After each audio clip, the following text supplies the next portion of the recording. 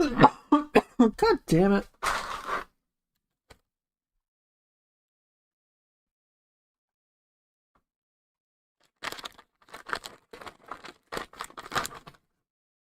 Hey, what's up, you guys? All right, let me do a test on Twitch. Okay, good. At least that works.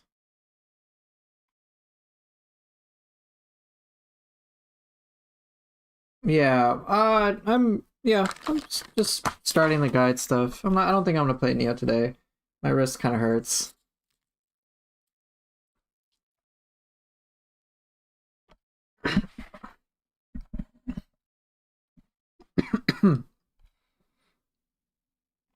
Ninja guide him.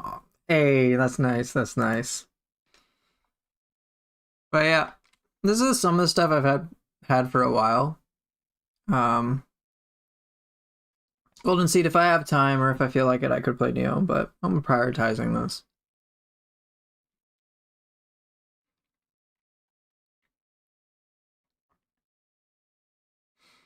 But yeah, I'm trying to figure out how I want to structure these videos, what I think is important. It's a lot for me to worry about.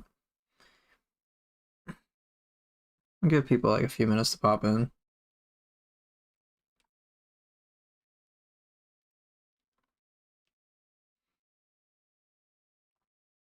Actually, I'll just start now. Okay. Hope you guys are doing well, though.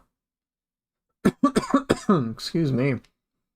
I legit thought my cough went away by today, but like 100%. Then the irritating part was Cass and I went to our dealership to get one of our cars like repaired, and then one of the offices had just like a ton of cologne, and it was unbearable. And then I just started coughing. I was like, God dang it. Oh.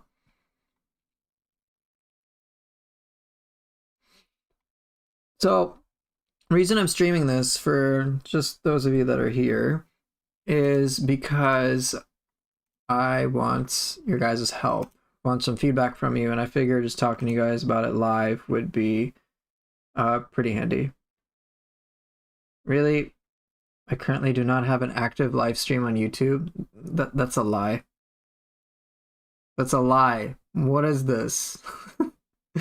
Why is my bot? Like, why is this doing this now? Connected. I'll just have to reconnect. Okay.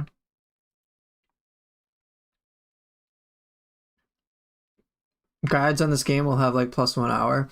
That's the thing. I'm trying to, of course, make my guides concise. I'm trying to make them focused on the most important things in general. And hey, what's up, Soulpool? Good to see you. Should pop in. There we go. Did I say a lie? I don't even know what I said. This is not good. This is not good for my brain today. So, I don't want guides to be super long. I want them to be concise. I want them to be, of course, informative and obviously effective. So that's going to be a thing. So I have already tried mapping out a few things here on PowerPoint, but I started to realize how how complex stuff can get when I started mapping it out on Obsidian. So I was trying to devise and trying to understand just how complicated of a web this is going to be and what sort of videos would be required. And this is what I came up with. Look at all these points for samurai style. Cram, you know that's not my name. I mean, look at this. If you want guides to be short, you want to keep it specific. Exactly. I can't do like one whole guide for all of Nioh 3 because there's so much complex shit involved. So even with just samurai style, of course, there's considerations for weapons, which I have here, right?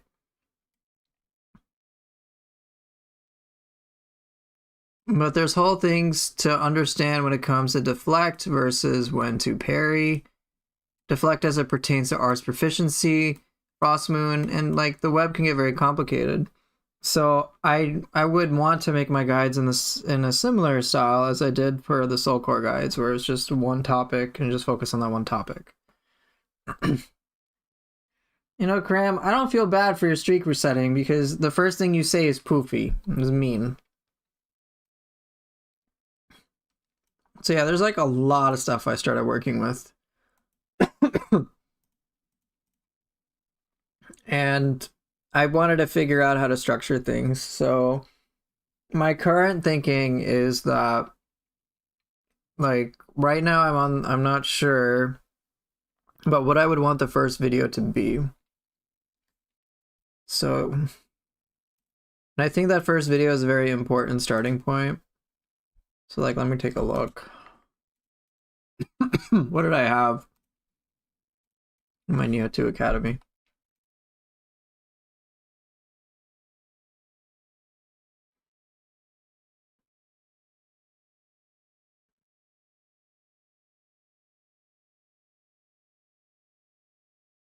Yeah, no hello for you.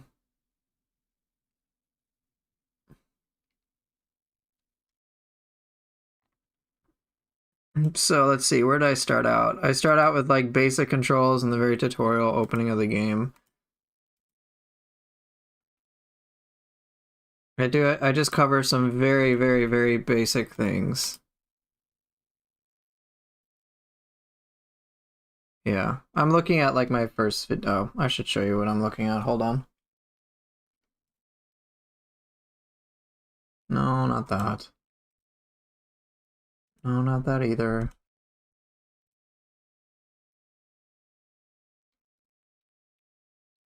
So yeah, I'm looking at my first video.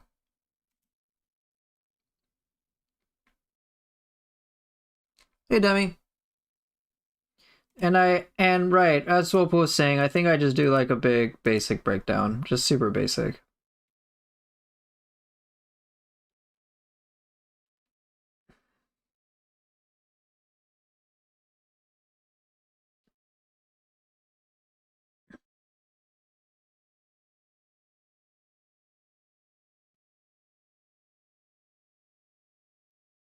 So that's kind of what I'm thinking about.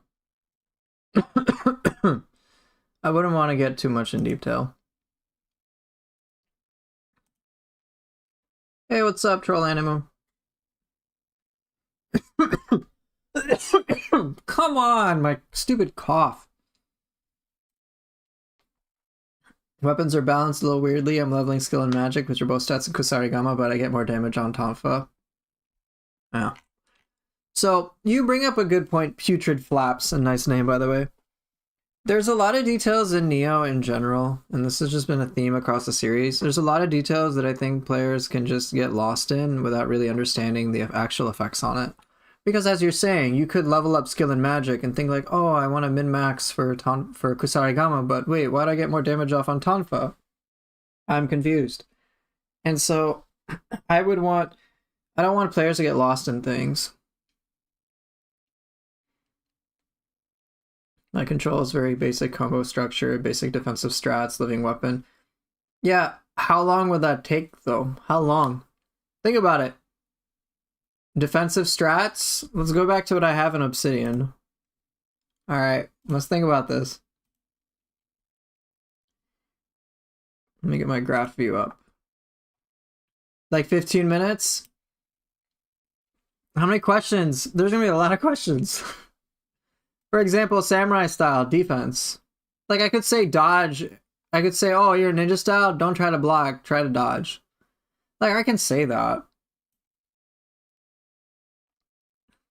If that's what you mean, then yeah, sure. I'm gonna say, oh, it's samurai style, you probably want to block, or better yet, try to deflect. Oh, also you can parry. My temptation will be to like go in depth.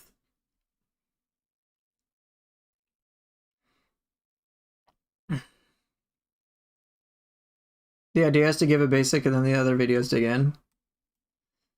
I think for me, what I'm thinking about, and I like that. I like, of course, giving the basics. My thinking is that my intro should be even super basic. Like, here's the basic things. And then if you want an idea on defensive strats, that's a whole separate video.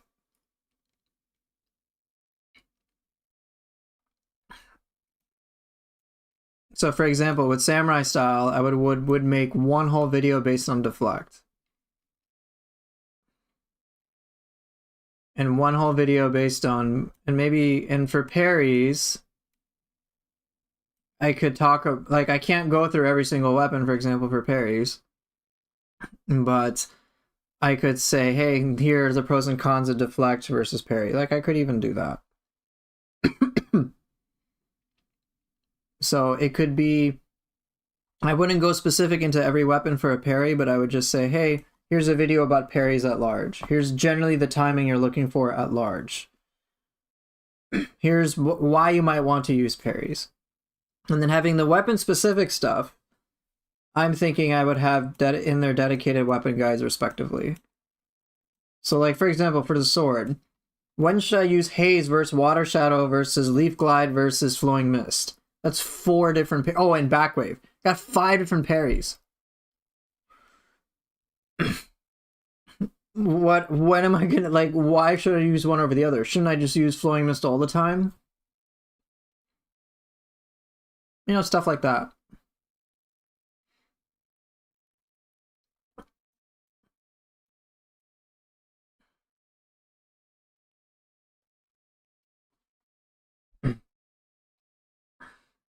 I think the intro should be basics and outline the mindset philosophy of the guide format. I think that's what I'm thinking of too. But yeah, Soulpool, by the way, if I seem like... sorry, if there's any point in time you think I'm like fighting you or being combative, just know I'm just passionately arguing for certain things, and it's totally okay for you to do so too. If you think I'm wrong, feel free to tell me I'm wrong, and just tell me why, and I'll try to understand why. But half the point is just the back and forth to get your input, so I do take your input very seriously.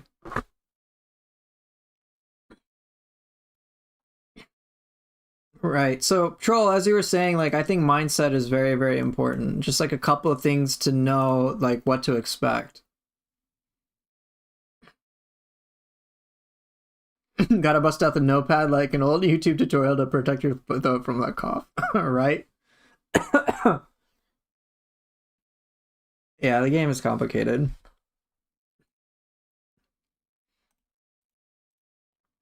What do I have for tutorials? Oh, nothing. So for me, like, the intro... Like, for my intro, I think what I decided was, like, one of the first things would be mindset, and then talking about starting weapons.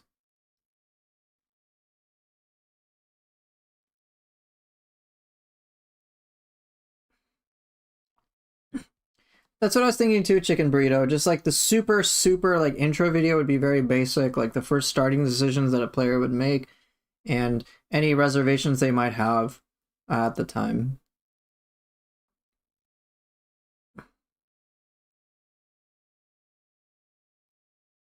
I think a lot of things can be addressed from players if they just understand the mindset to go in. And that would apply to starting weapons and so on.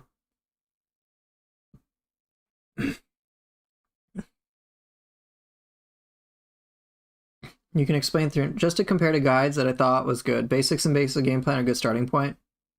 Mindset as well, because you can explain 300 things, but if I don't know how to make a game plan, it doesn't matter. Yeah. I think for me, my temptation would be to try to do a lot of that in one video, and I think that would be really long. When I think my goal is just to have kind of bite-sized videos on a bunch of little everything. Today I'm going to start planning that out, and maybe what'll happen is I realize, hey, Soulpool's right. It actually won't take what I'm worried about like an hour. I might be able to do this in like, as he says, 10-15 minutes, which is 10-15 minutes for an intro video ain't too bad. I'm trying to keep everything shorter than 20 minutes though. Okay, so the question was from Average New Enjoyer. A while ago you said you want people to discover stuff on their own after they watch your guides. Does that mean things like using Deadly Spiral to cancel the starting animations of some active skills in Nioh 2 won't be present in your guides for this game? Like, you do not intend to cover those weapon-specific stuff for the game like you did for Nioh 2?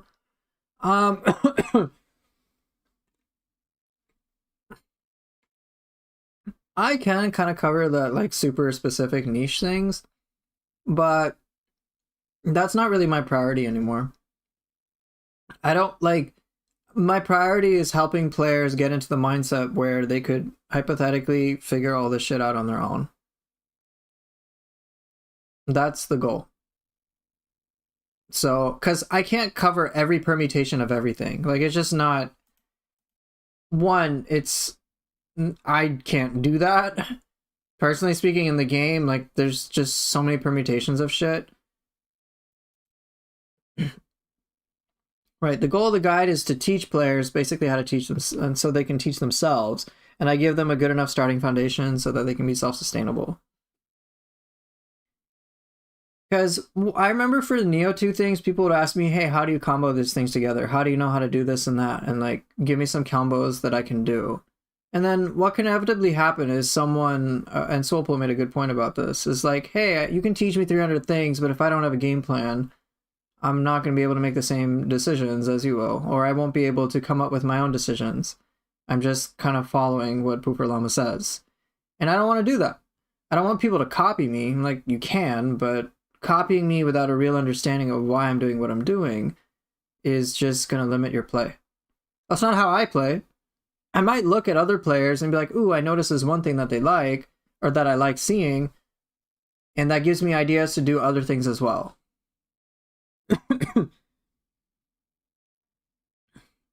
I want to, in other words, for what I'm trying to do guide-wise for Nioh 3's Academy, if you will, is think of it like riding a bike. I'm trying to help people, I'm trying to be the training wheels. But eventually, I want them to be able to ride the bike on their own. What I find in Nioh is that there are no training wheels. It's like, good luck trying to figure out riding the bike. And the player's like, I have no fucking clue, like, how to work this bicycle. So let me, like, do something else. Right, it's like teach fishing instead of giving out the fish. Yeah, I'm okay giving people fish. I just want people to understand how to catch fish themselves. So it's a very different thing.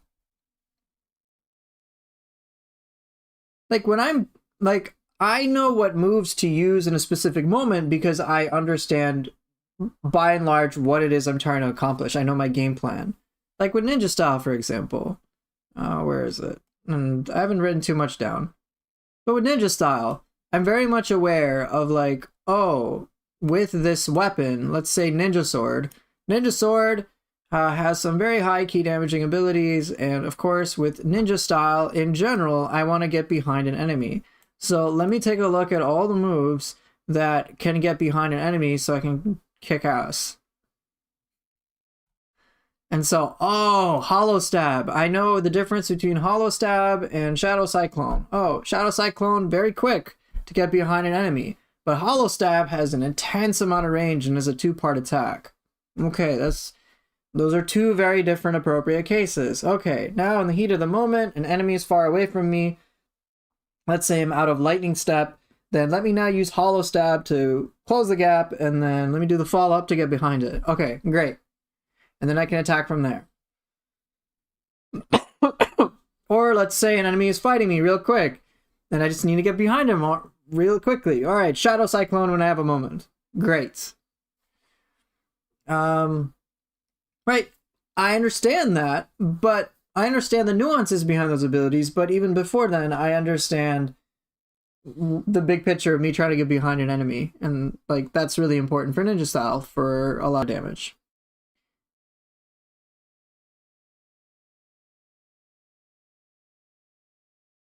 So that's kind of the thing. Now, those nuanced... Now, if I was to tell somebody, hey, I use Hollow Stab... Like, I can tell people the use for Hollow Stab, and I can tell people the use for Shadow Cyclone.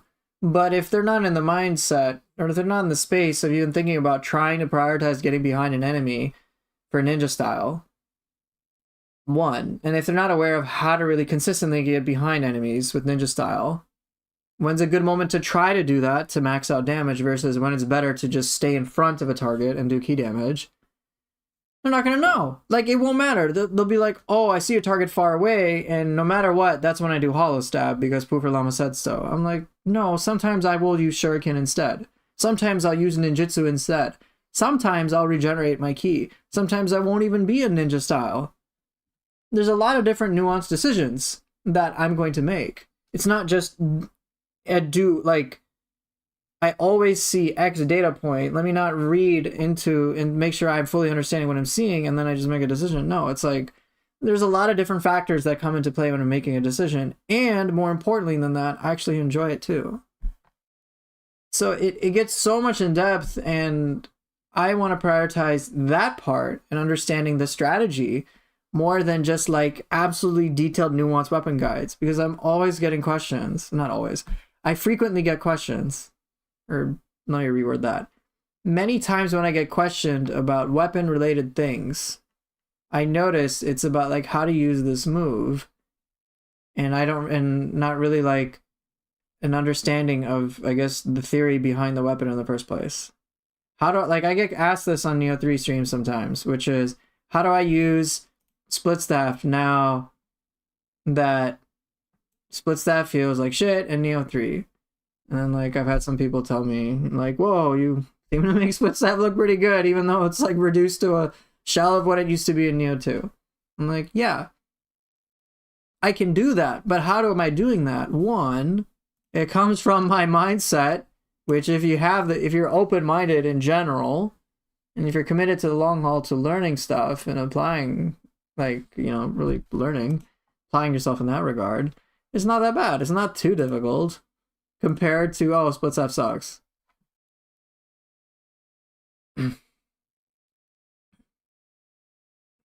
So it gets nuanced from there. That's why my priority is not weapon guides and teaching everything about every nuanced tech thing. Because I find that focusing so much on little tech and then those little nuances can sometimes trap people into just fixating on that rather than understanding overall theory. And again, it's a theory. Like, it's not, I'm pretty sure the developers aren't like, hey, we want it, the way Poover Llama is saying it is the exact way intended in the game. From what I understand, and the way that they play or that they design stuff is they like throw in shit, make sure it doesn't break, and then they're like, players, go ahead and figure it out. Figure out whatever you want, and y'all come up with the cool shit.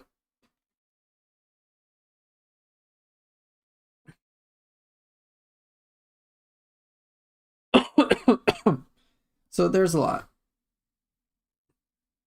So Nioh Enjoyer saying, generally I think 2 guides per weapon could be enough. A shame that you change your goal for that, in my opinion. Again, the weapon guides are a very, very distant thing. To me, they are not as important as the core stuff. Like, think about it. I don't have weapon guides to source things from. Like, how, like, serious thing is, I am figuring this shit out and creating my own system without any guidance.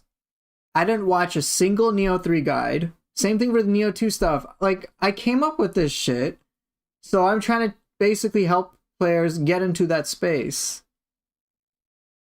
Hi, what are we looking at? Nioh skills or some psychology schemes? Oh, this is for the Nioh 3 Academy.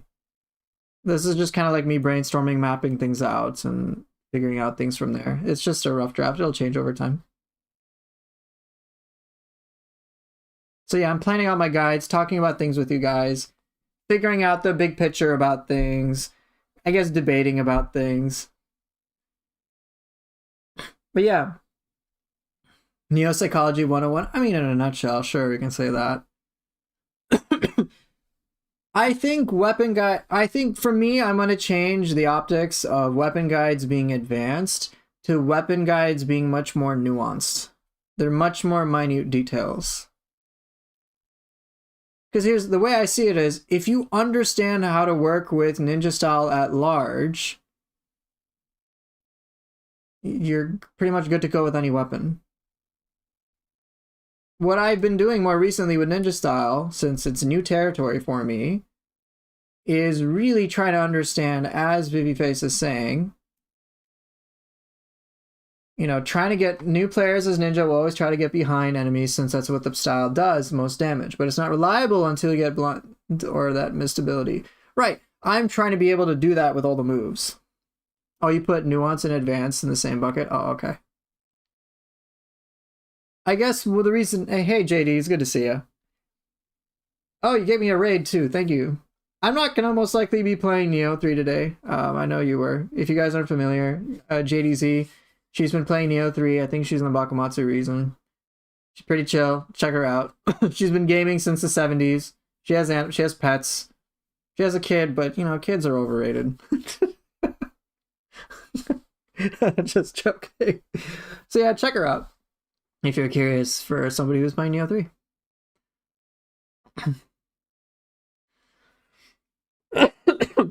Actually, now JD, now that you're here, I actually want your input on this because I'm trying to make guides for anybody who wants to learn more about Nioh. So I'm curious for you, what would it when you first started playing Nioh? If you could think back to when you first started playing Nioh 3, what was something you wish you had known? What would have been helpful to understand so that you could enjoy the game more? I'm curious about that. My guess would be, hey, I just don't know how to approach the game. I don't really like there's a lot of overwhelming information and like I'm just kind of confused. Beamers that there would be beams to cross? Yes.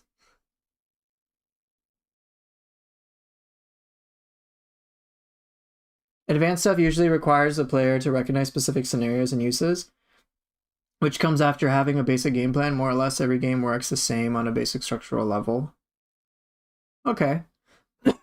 I guess the analogy I'm drawing are towards like Stranger of Paradise, where they had the basic jobs, the advanced jobs, and the expert jobs, right? It wasn't necessarily that the expert jobs were always better than the basic jobs. It was there were different pros and cons to each. But with the expert jobs, it starts to get into like really, really like minute details.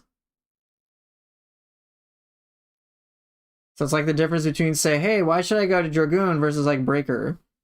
Like, oh well, Breaker does this and Dragoon does that. Or what about Lancer versus Dragoon? Or if I want to play Duelist versus say like Tyrant.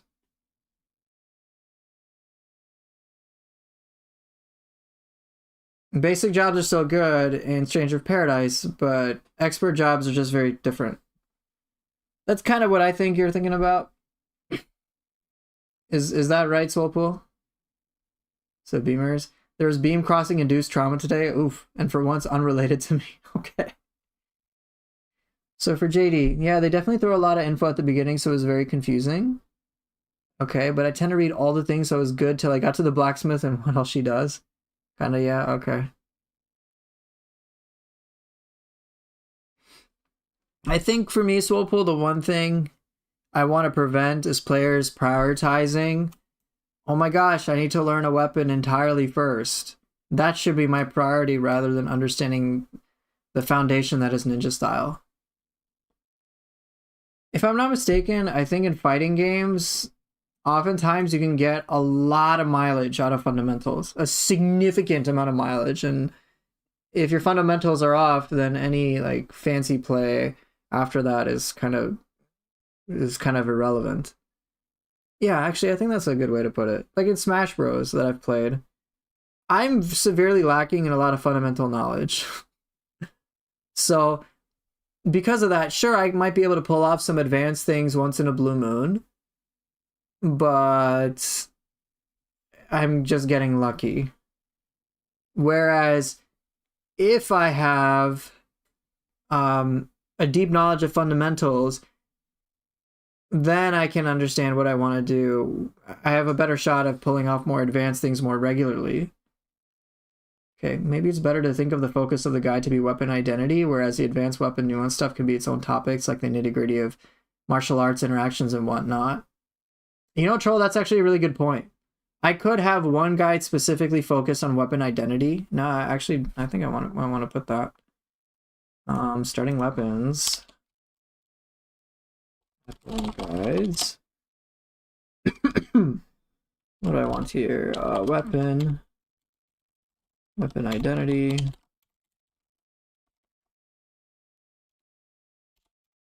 How does that work?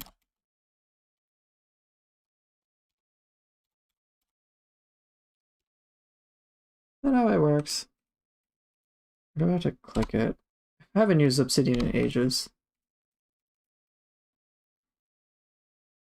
This is Obsidian.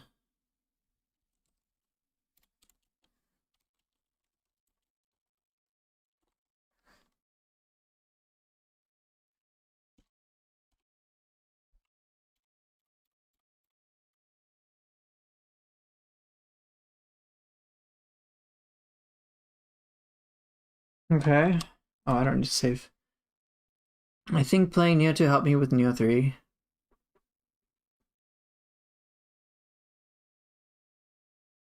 Fist Guide is going to be funny if the input delay and kick cycle bug that they fixed before but brought back isn't fixed by the time you get started on it, right? Good fundamentals means you can play any character except for the ultra nuanced ones. Neo weapons don't get that nuance, so if you get the fundamentals, it'll be like 80% of learning done. Right. That's what I'm focused on. So I think a way for me to think about it, let me just add guide. Okay, so you got fundamentals, basics. Let's see, if I were to have a list, it could be basics, fundamentals.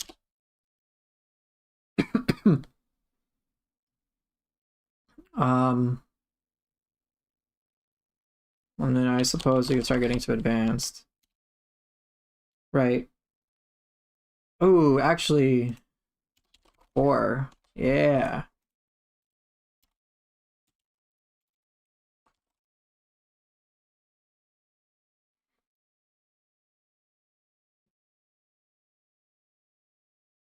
To draw another comparison of fighting games, I mostly play simple characters. They aren't worse than the advanced ones, but I can think a lot less when playing because I'm just relying on fundamentals. Okay. Talk about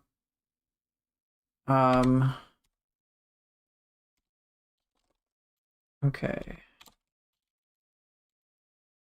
Hold on. Hold on. Okay.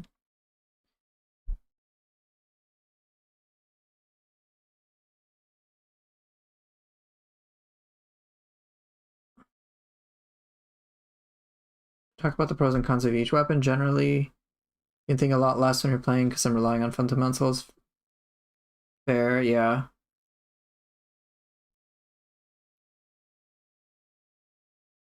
I put identity before advanced. Gotta start with something feels like you're oversimplifying.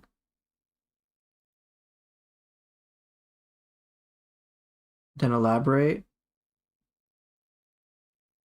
Identity game. Can you elaborate on what you're talking about, Chicken Burrito? Identity and game plan kind of overlap as well. Yeah, that's a good point.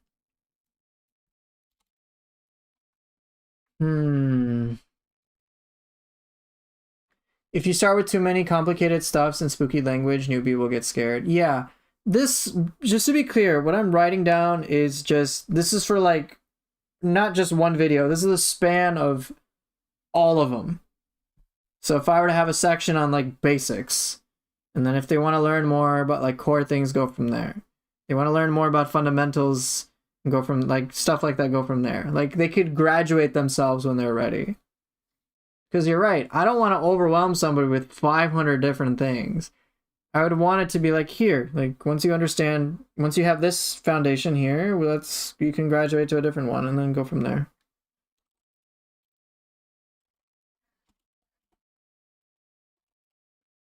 Right. This is just brainstorming. Just to be clear, a brainstorming session.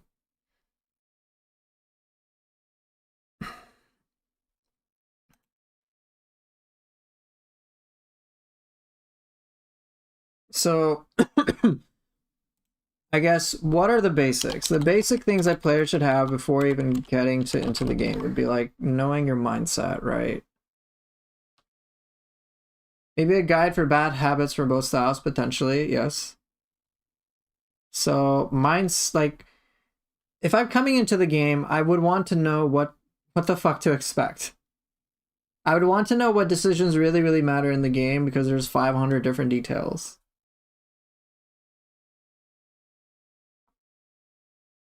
I think mindset would be like really important for basics.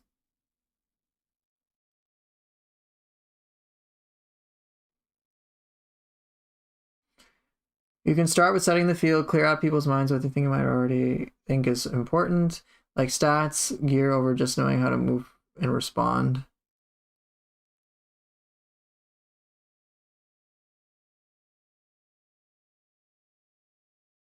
Right, too many people do ask about their stats. Fortunately, in Nioh 3, you can respec.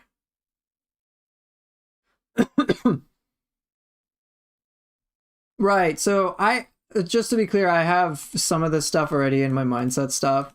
Just like, hey, you're gonna die a lot, get used to it. Just focus on learning. Learning is important. There's a lot, so take your time, go through it slowly, focus on accuracy more than speed. And then if you treat it like a Souls-like, you're gonna have a bad time. So I would say things like you've probably heard, if this game has deflect, but if you treat it like Sekiro's deflect, you aren't going to enjoy Nioh's version of deflect that much. It's very different. Like, these are the mindset things I can think of. I think this is like super important. I'm basically trying to get people to have an open mind, be curious, and learn.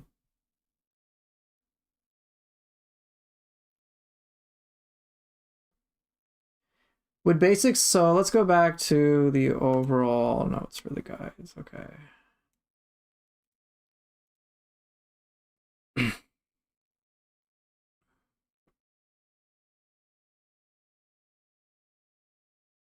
Would basics include something like the most obvious differences between samurai and ninja and why you don't need to choose one mode only? Yes, I would go into very, very surface level talk about, hey, samurai style, you have this. Like, here, I'll show you like how basic I'm thinking for that. So let me get it out.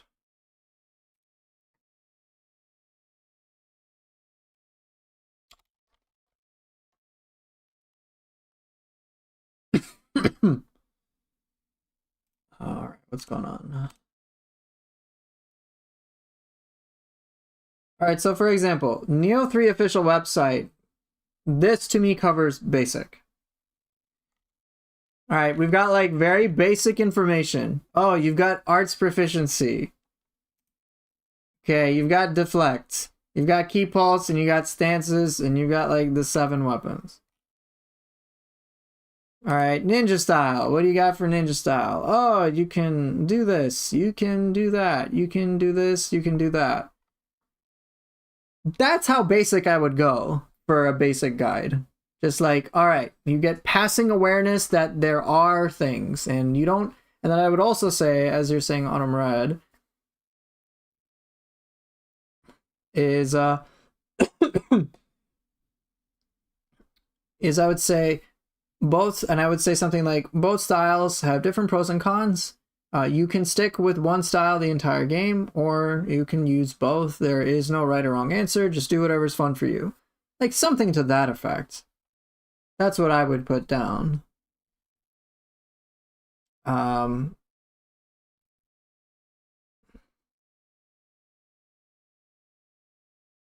Okay, so let's get back to the brainstorming thing, because I definitely want to go to that now. All right, so let's write this down. Brief discussion about both styles.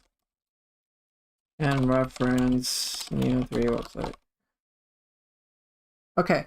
One thing I tell people who are looking into Nioh is don't treat it like a Souls-like. That's a big tip for many. Yep. Would you emphasize that you could go through the entire game using one move? It's not essential to use everything at your expense, but over time you'll expand as you get more comfortable. Yes, I should actually put that. You do not have to, though. Wait, hold on. You can beat the game using one move if you really want.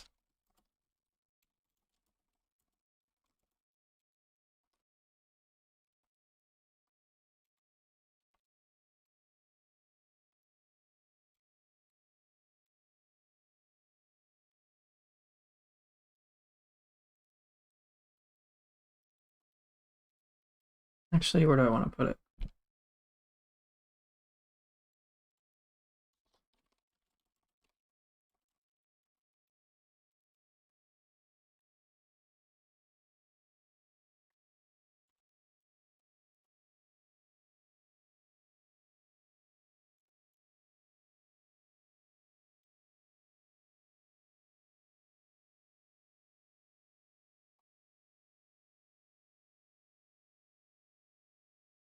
I'd say something like that.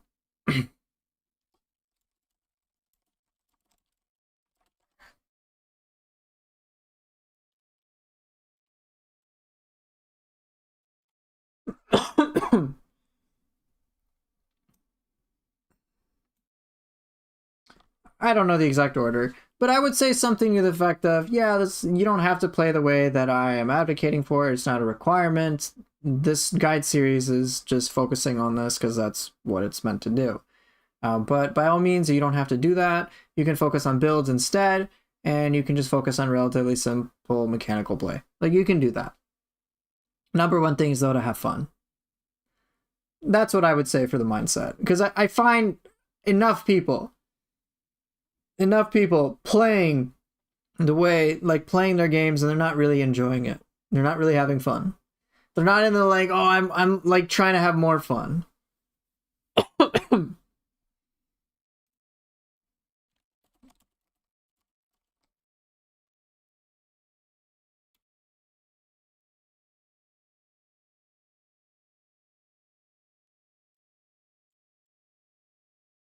Okay.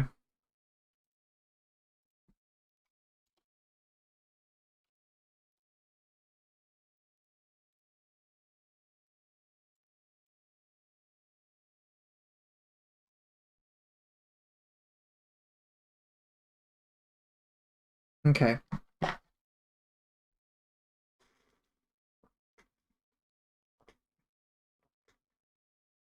A good idea would be using the game tutorial as a guide, since those are what the players will be introduced to for basics, I mean.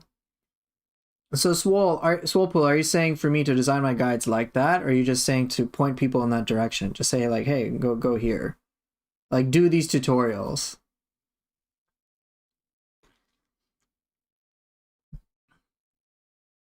So JD, one style like me for the most part, whatever they feel comfortable with using while they're learning, yeah. You're playing how you are now because it's fun for you and you're comfortable, not because it's needed. Yeah, I don't need to play the way that I do at all. Are you kidding me? Like, there's no reason, there's no, in terms of beating the game, I don't need to do that. Like, I could beat the game with just like super simple shit. No, I mean, review the topics the tutorial covers better than it. Oh, okay.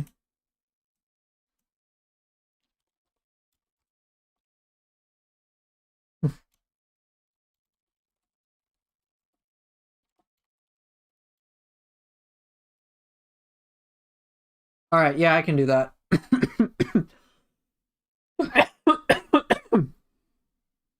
Yeah, okay. All right, I can certainly do that, of course. So I could just take their guides and make better versions of it. Okay. International company. That's because, let's be real, the first tutorial isn't great. Okay. I think that, yeah.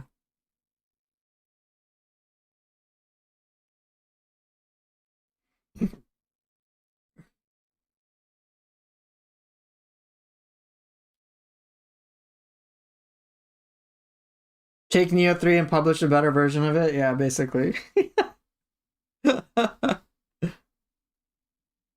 Agree with Swallows, the tutorials are not the best in explaining, nor is the encyclopedia they offer.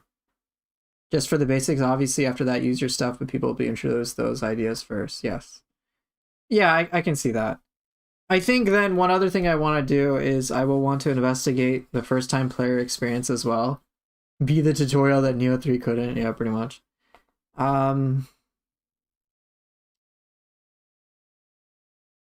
I definitely do think the very fresh new player experience for Nioh 3 is a bit irritating. Because you don't get to, for example, you don't get deflect until after you beat Yamagata Masakage. It's just like seriously, you have to work with arts proficiency in one stance, which is like really underwhelming. It's like, are you kidding me? Like, are you fucking serious?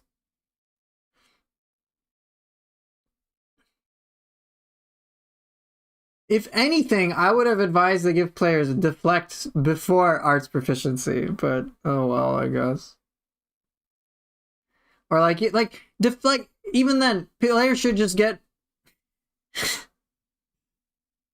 Here, I'm gonna go back to what I think they should have had from the get-go. Players should just get all of these in the very beginning. You get arts proficiency and deflect and key pulse and stances.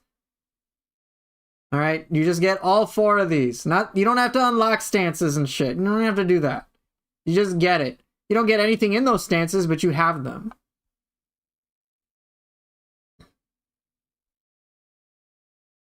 Like, just do that. And then for ninja style, you get all this. Not I have to unlock footstool jump. Not that I have to I think you have to unlock evade. Just like, bruh. Yeah, I think that's what happens. You have to unlock evade. And then you get starting ninjutsu, if I'm not mistaken. But yeah, you have to unlock these 2 things. You have to unlock stance and deflect. I'm like, come on. Once I got the core here, then it was like a lot more manageable. Hey, what's up, sicko baby?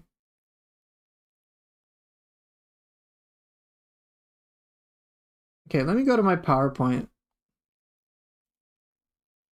Because my Obsidian is just my, like, I just like brainstorming shit there. Right, I agree, Chicken Burrito and Soul Pool. When is the evade deflect unlock? You have to get your first samurai skill and ninja skill points. Once you get those, then you can unlock them. So it's after you beat the first main boss. And once you get into region 1. Right, you can get them almost immediately. You can get them almost immediately, but not for the first level, the tutorial boss level. I'm like, I think that would have been helpful. I think it's okay to get the second weapon later, because you have 2 different styles, 2 different weapons. I'm okay with the like, oh, you get your second weapon after you do some dojo stuff. I'm like, I think that's fine. It's not a requirement. It's an enhancement, not a requirement. But deflect and evade are super important.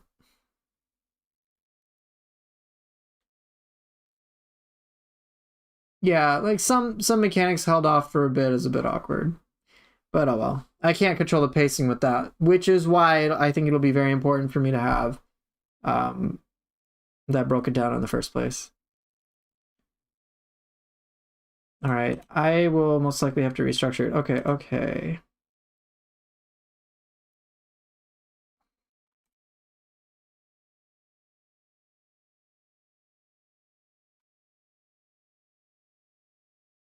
I agree with you, Troll. I wish deflect was something that you like unlocked, like in the first tutorial mission. Then as a reward, you get deflect. Okay, fine, but like it having without it, it kind of hurts. Like it's oh well, it is what it is. I'm not gonna get too much into it. But anyway, for the guide stuff, I want to basically chart out individual weapons that I will have, or individual videos that I will have, and what content I want to have into it. So I think we've kind of agreed on a few things. Mindset, brief discussion about both styles, point in-game tutorials for or one-up in-game tutorials for basic controls. What skills to unlock will be another basic lesson in my opinion. Okay.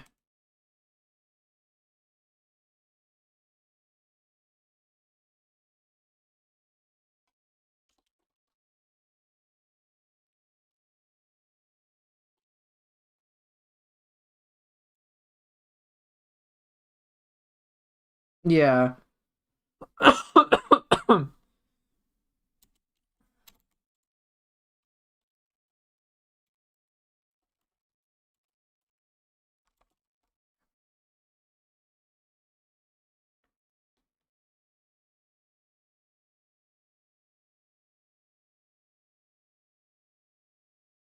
Yeah, I mean, what would I say to a new player? Hey, learn how to use some of these things defensively, and you want to have some damage skill and one key damage skill. Like, that's like very basic, right? Something that does big damage, something that does good key damage, so you can understand the differences between the two.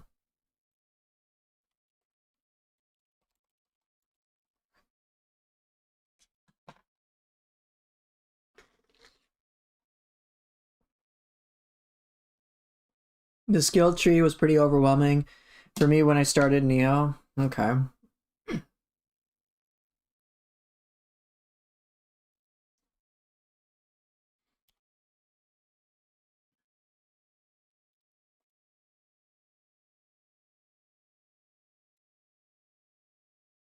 Is there an explanation about what ki is? Vaguely, but I would talk about that. I would say ki is like what you might be used to in other games, stamina. You run out of you perform attacks using ki. If you run out of ki, can't do more attacks. But also, if you're out of ki and ki can be used defensively to like block things and dodge. But if you get hit when you're out of ki, then you'll be winded and helpless for like a second or two. And then you can take some serious damage there, and you're pretty vulnerable.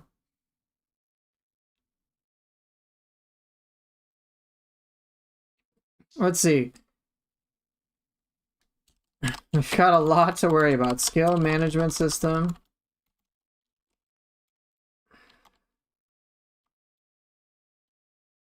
Oh boy. This is going to complicate really fast. Okay.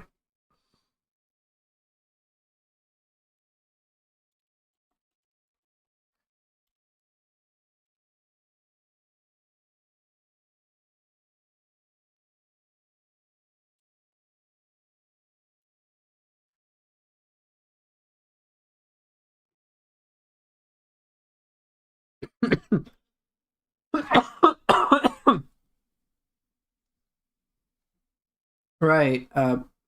So let's see. Key management.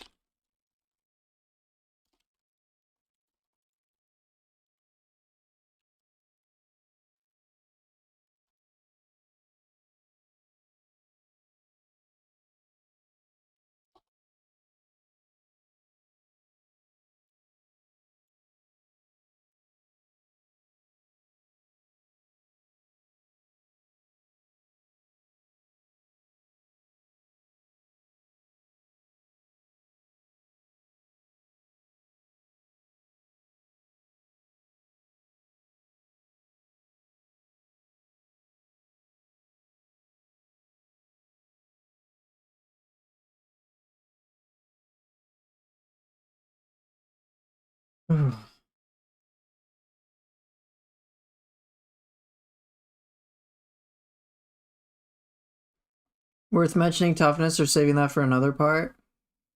Um, right now, maybe. Right now, my brain is getting a little dizzy because I'm trying to like separate everything into individual guides as opposed to just one huge big thing, which is what my brain's doing. It's just like do everything all at once. Then it can help. I think toughness is more of a nuanced thing, so I think that would be a separate discussion. Toughness, I think, would be helpful.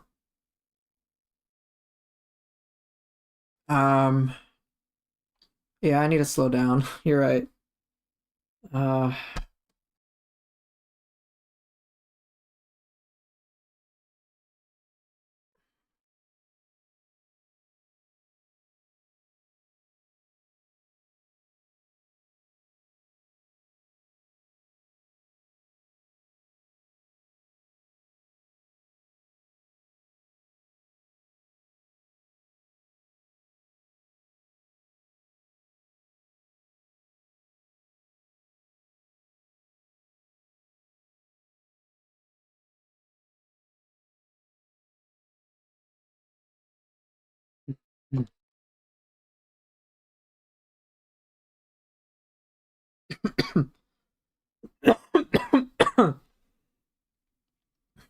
Yeah, I need to slow down, man. I get overloaded because I have to break it down into videos and all this shit. That's cool, Soulpool. Maybe just take all the notes and then decide where and if there's a plate for it in your guide. Yeah, that's a good point. I'm trying to sort. It's a good observation. I'm trying to sort everything. I'm trying to do too much at once. I'm trying to sort toughness into all of this, and it's just like I can worry about it later. Toughness would be important, but I'd probably put it toughness in the green. Right, I just need a brain dump first. I can organize later. I'm trying to do too much all at once. Right, exactly, Soulpool. This is one of my habits with my brain that I'm trying to work through or work on over time. Is like at a certain point when I start to get overwhelmed, I try to do everything really quickly, but it doesn't help.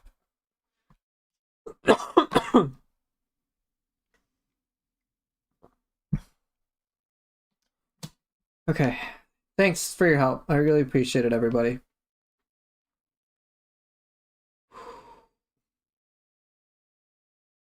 Hey, what's up, Blorb?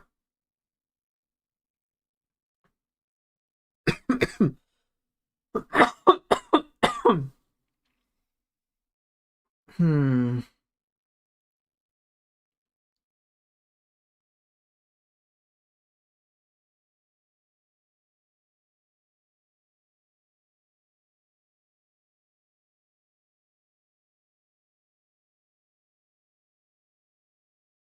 Don't worry, fundamentals is actually when it gets hard, so we didn't save you yet.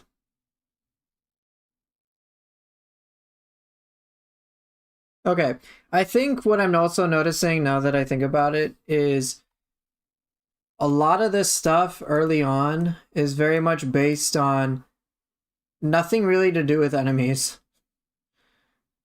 It's like, here's how your tools work. Okay. Here's how your tools work. Make sure you know how to use how your tools work. And here's some things that can happen to you. There's no real thing about any enemy yet, or how to deal with enemy counterattacks or anything from that nature.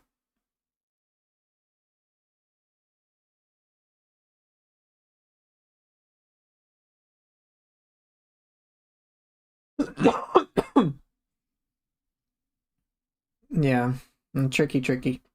Okay.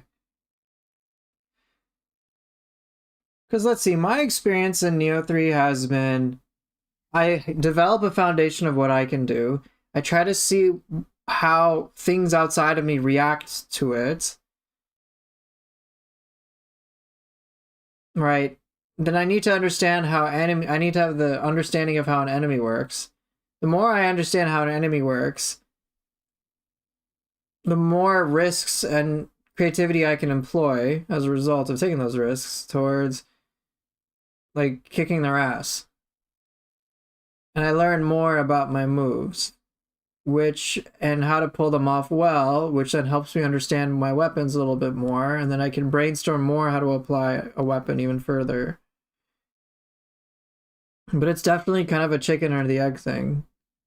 But I would say learning how to wield a sword is more important than understanding your enemy first. It's a feedback loop. It's not chicken or the egg. It's a feedback loop, more accurately.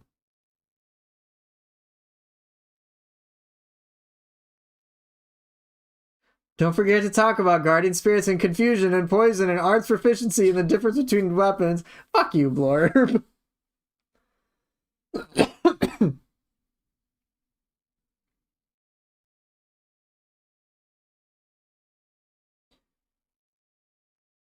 But a stats video near the introduction that has basic recommendations, like what issue stats can help you with neatly. Yeah, I can talk about stats. Are you sorry, Blorb? No, you're not. I know. I don't believe you.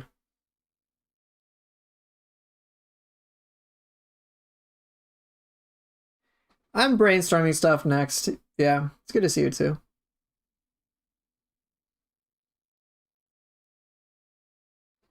It's learning more often than not. It's learning what you do, learning what the enemy does, learning how your moves interact. Yeah, it's a lot. You know what? Next, get out of here. Let's see.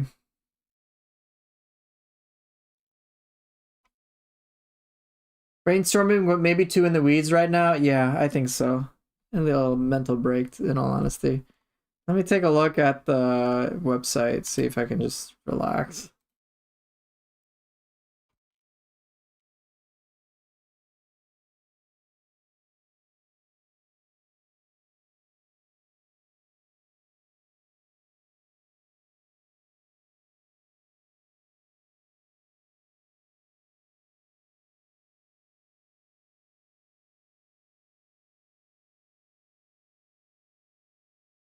That's all they have for system. This is all the system stuff that they have. Great.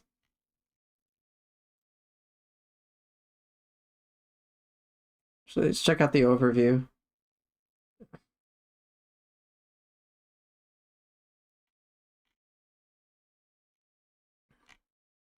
You got a bunch of yokai? Okay.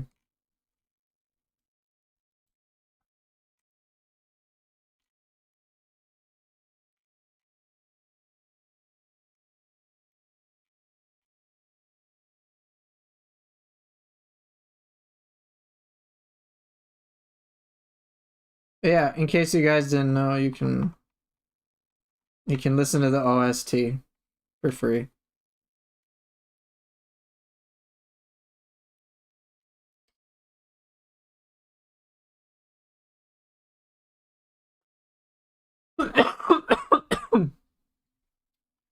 Okay.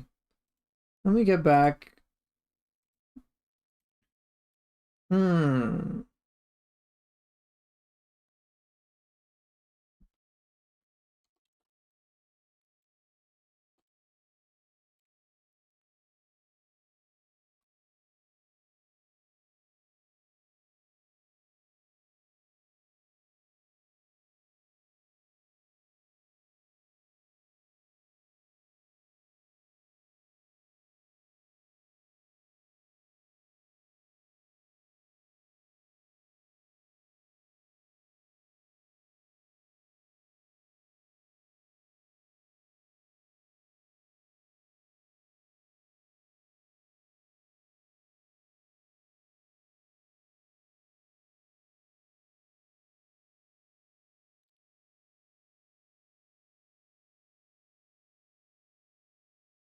No chicken gaki. Hmm.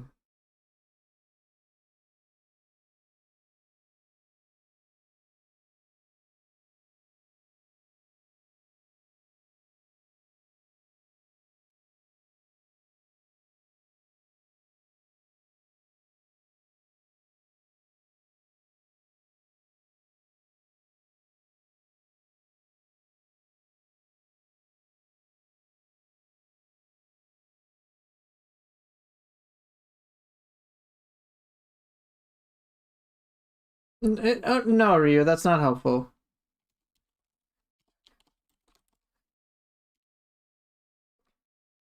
All right. Thanks for dropping by, JD. Yeah.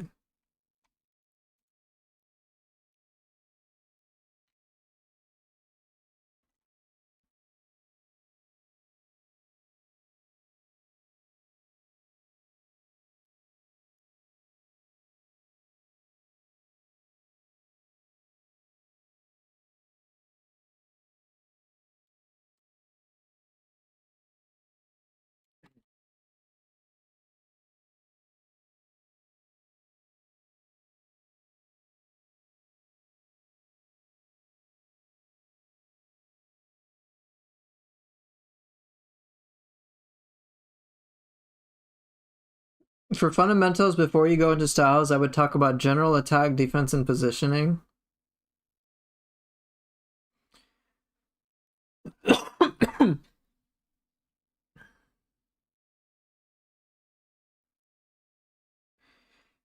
My thinking for Nioh 3 is that some of that can be tied into samurai style and ninja style. Because that will change depending on the style. For example, positioning is significantly more important for ninja style than it ever will be for samurai style. because ninja style's damage output depends highly upon whether you're behind them or not. If you're not behind them, your damage will go down. If you're behind them, your damage goes up significantly. So there's a huge element to a positioning game that factors into there. Samurai style positioning is not nearly as important. And so I think that's my thinking, but I want to hear what you got to say too. The reason for this is that those ideas are shared on both, even if they change for both, having an understanding. Oh. Are you thinking of it more in like a very, I guess you did say general, very basic, like surface level? Just like, yeah, if you're far away from your target, you probably won't get hit. There's some moves which help you outside of that. Or, hey, block. Blocking means you don't get hit. Or hurt as often. Stuff like that, kind of in that vein.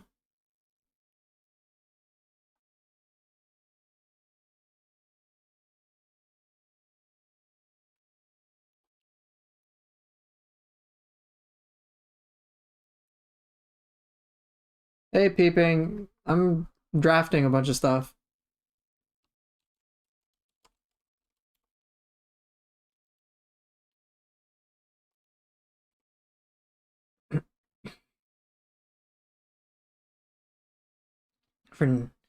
For positioning, being in front of the enemy puts you in the most danger. Therefore, you need to rely on blocking and deflecting more.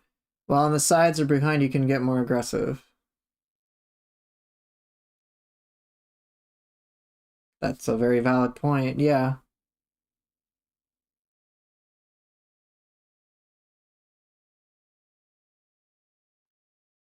Right, like with certain enemies, if I'm behind them, they pose no risk.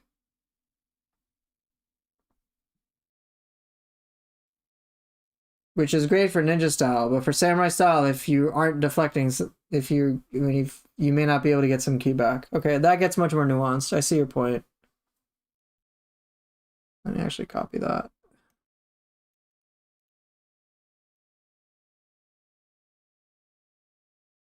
Oh, come on.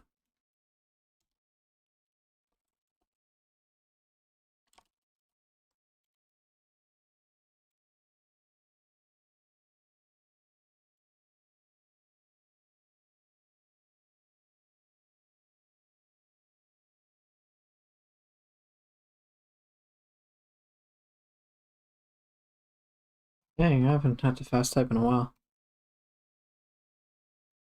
I see what you mean, Soulpool.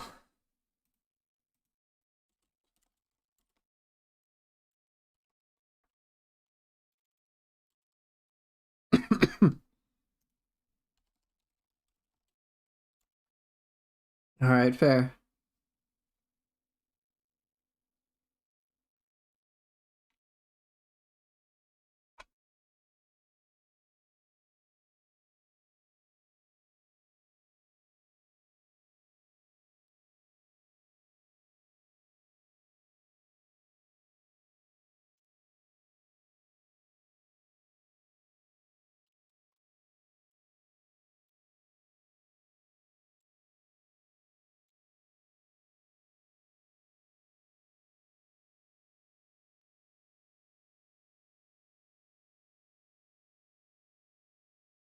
Or like if you're fighting many enemies, hit and run offense will be safer than trying to combo one enemy, while if it's 1v1, you can overwhelm them. Oh shit, yeah, you're right. Oh my god.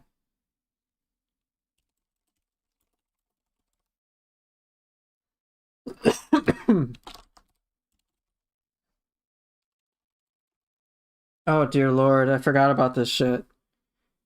Yeah, I'm in a very different headspace, when I'm thinking about how I manage a group fight. No gawky flying club, get that shit out of here. Okay.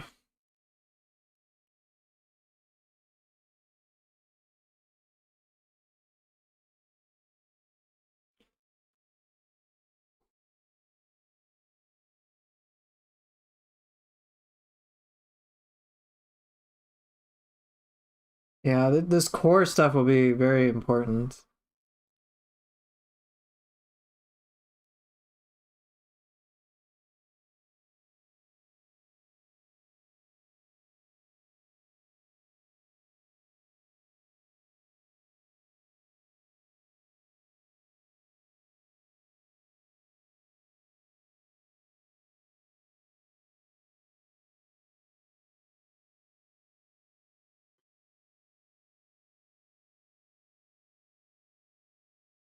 No Gaki fan club ever. Yeah, and I'm forgetting a lot of the big ideas because I have those mapped in the back of my head. Like they're just like I operate by them, so I don't really have to think about them. I don't really. It's automatic. I'm like, oh, group fight. Here's how I deal with it. But if someone were to ask me how I deal with a group fight, then I could bring it up.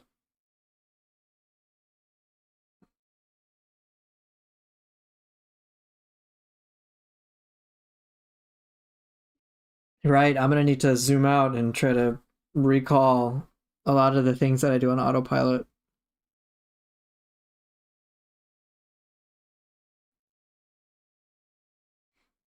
Right. My fundamentals are down, and I'm fine. So I don't really think about them. I can focus much, much more on like what do I focus on now? Not even so much identity for weapons. I think I have a reasonable understanding of that. But it's stuff like footstool jump. How can I use it more often? And or more advanced things down to like very specific martial arts. Like with Tonfa, it's like, oh, midair attacks. All right, I do the hold in midair attack, but then like I don't know how to use the guard strong and guard quick in midair. Now I'm like, oh, wait a minute. I'll throw some ninjutsu and then use it right away to keep moving forward. Or to move back to do a different decision. I'm like, oh, okay. Cool. So like I'm here. I'm starting to get into like this region where I slowly modify my game plan. I'm tweaking at this point.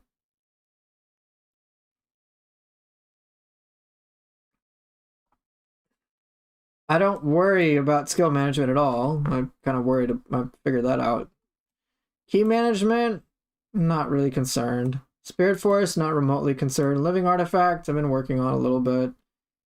This is fine. I'm pretty settled with that. Overall, this is no longer a concern. Group fights, largely not stressed about. Soul cores, I don't even use. To me, they're a supplement. Jeez.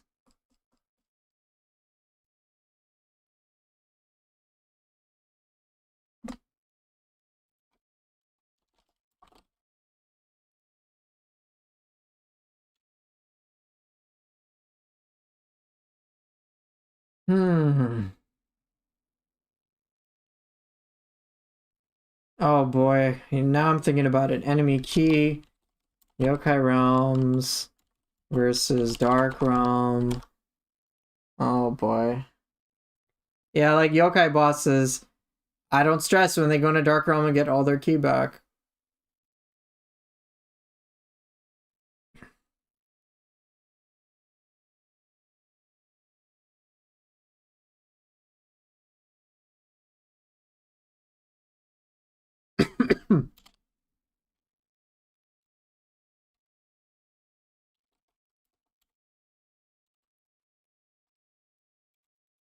Oh my god. Oh no.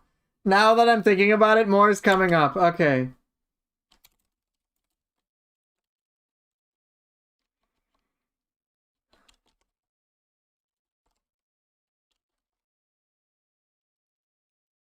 Should you do something about controller scheme selection? Yes.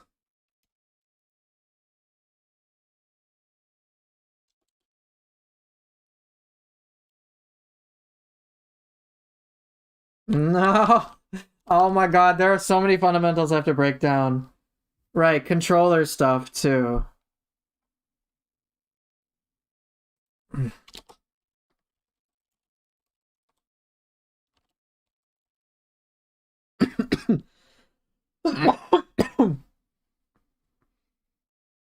Oh shit.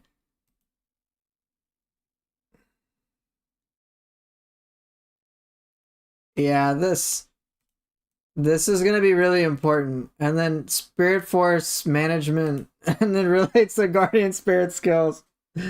Oh god, here we go. Because yes, there is a nuanced decision that I make about, am I going to style shift or am I going to use a burst break? And the answer is it depends. Sometimes I might have excess Spirit Force, but I will still decide to style shift. Because there's something that style shift will provide to me. Like, for example, for Samurai style, there are many moments where I'd actually prefer to style shift over using a Guardian Spirit skill.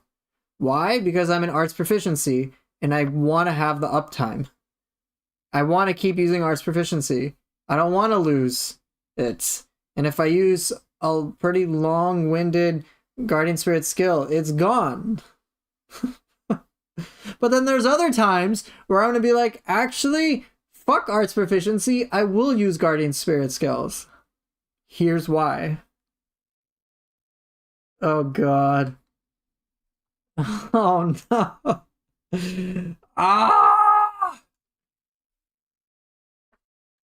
Oh no, this is the criteria. It's automated for me too. Oh no. Oh no.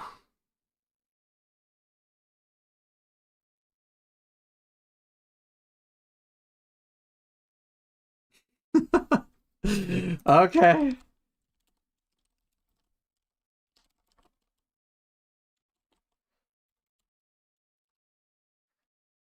Oh boy.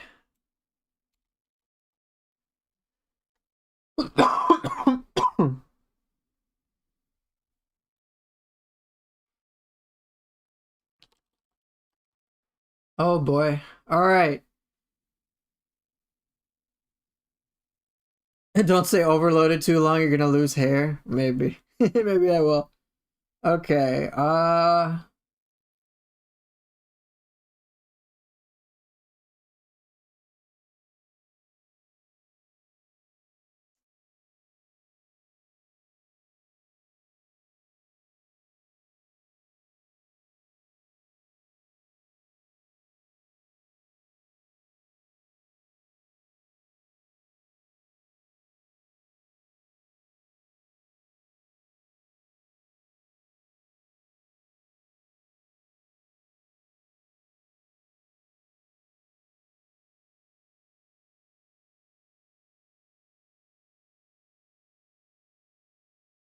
I'll shift burst break, guardian spirit skills, and summons.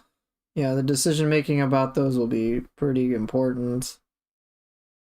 I feel like there can first be the basic core mechanics video and then later the videos on each topic individually that gets more into detail about your decision making. I agree. I agree. Right now I'm kind of taking some advice from y'all, which is worry less about exactly what videos will be created and just put everything out on paper and then I can organize them later. So right, like for example, this stuff I'm not going to include in a basic guide. We've already kind of separated that here. But some just super simple things people would need to know before diving in, or some things that can immediately lessen the stress would be helpful. Like for example, I wouldn't expect a player to understand this right out of the way, but it's a very simple thing to learn. Like, oh, I should probably be under 70% weight or in the green because then my character can kind of move all right. But if I go above it, then I'll probably fat roll and be slow, and that can be a big problem because insert these reasons. So, okay, that's like a general thing I don't have to think too much about. It's not too bad. It's not a very nuanced decision there. Right? Or, oh, what should my first points be? I can probably get this. Right? Just like get those right away, and then depending on which style appeals to you, go with this. And if you find you don't like the skill, guess what? You can reset. So, one, that's pretty basic information. And second, the risk of players making an incorrect decision from some of this stuff is, well, whatever damage that could be done is very minimal, so it's not that big of a deal. It's like players can, I'm pretty sure players are more than capable of being like, oh, I'm at 71% weight. Okay, let me get down to 70%. Or, oh, I picked this skill, but I hate it. Okay, let me pick a different skill by resetting. Oh, I leveled up wrong with my core stats. Let me reset. Cool. Awesome. Nioh 3 has at least allowed players to do that very easily, so it's not as much of a concern.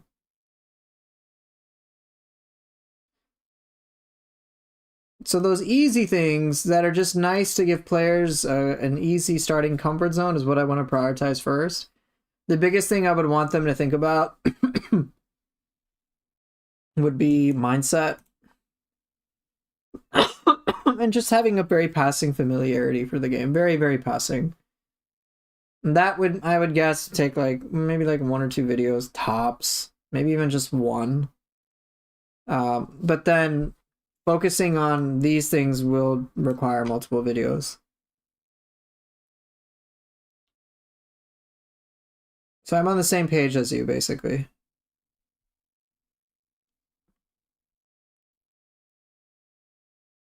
I think with the advanced, you can talk more about option properties more than individual skills, so the brain of the player can figure it out.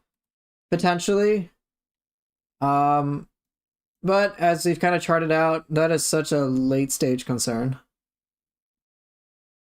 Like I could talk about the transformed arts, for example. I can do that.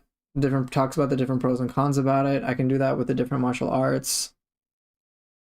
But I think it would also be helpful for, in those guides, since I'll go down to very, very nitty gritty details, I would talk about, hey, here's each skill and where you can use it and why. And here's some like interesting interactions that you may not know about. So like, oh, you can haze and use water shadow against skeletons. Like that's kind of new. So there's that. I hope DLC releases earlier. Me too.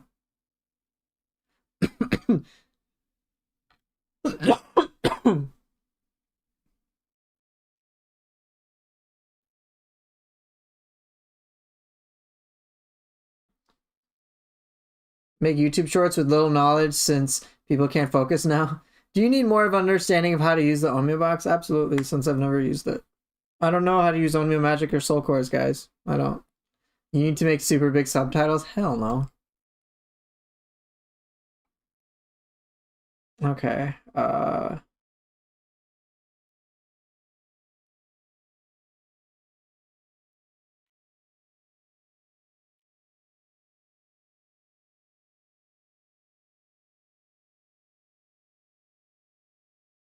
Let's see. What else can I think of?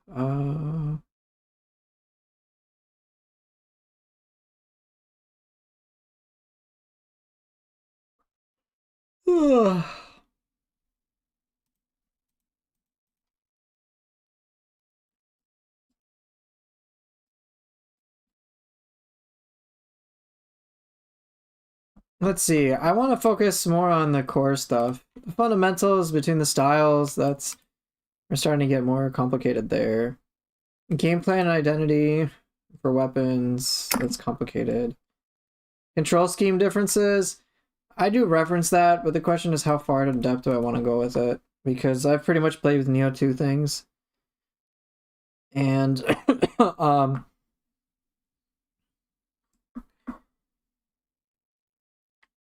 I mean, I guess there's that. I could talk about different pros and cons, but I wouldn't want to. I think I'll just make a passing reference to it. Nothing, not like super huge. I can say, yeah, as these things suggest, they're more suited for this, more suited for that. Ultimately, you go with whatever you're comfortable with. Since I'm a Nioh player, a fan, I'm a fan of the Nioh series, and I'm very comfortable with Nioh 2 controls. I went with something that I liked, and I customized things just a little bit to my liking, but you play however you want. Some people like this, some people like that. There's no real right or wrong, it's just what you want to try. Like, that's something I would say. Or, oh, if you're a fan of the Souls-like genre, like Dark Souls or anything, or Bloodborne, you might find more comfort with this method, this controller setup. Like, I can make those little recommendations, but that's not something that would, that's not really the purpose of my videos.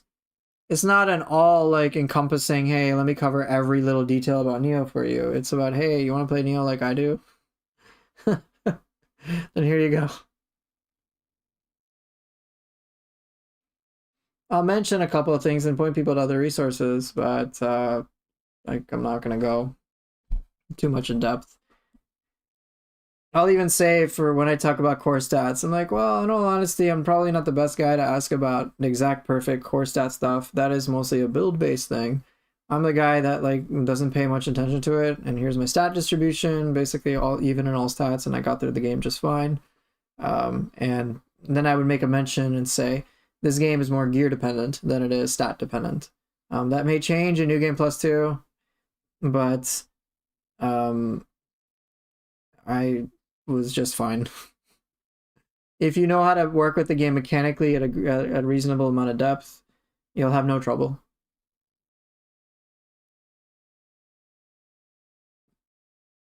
If you find that your character, like, you'd be surprised how much mileage you can get off of just learning game mechanics, which is what this whole guide series is about. But if you find this type of stuff overcomplicated or overwhelming, then as I would say, as I kind of would say in the minds part, I would say, like, you don't have to do my stuff at all. There are plenty of guides that focus on builds, and make sure you just, whatever you're doing is fun. For skill management, highlighting the skills that give more mechanical benefits is probably worth a shout.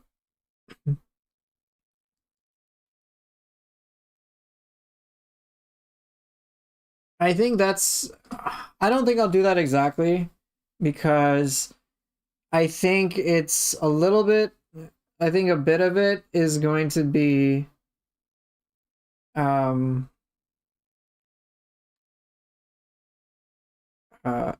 a bit of it's going to be subjective. So for example, the ones that increase deflect timing are really good. I don't use them at all. I don't think I use a single mastery on any of the skills. I don't even use versatility.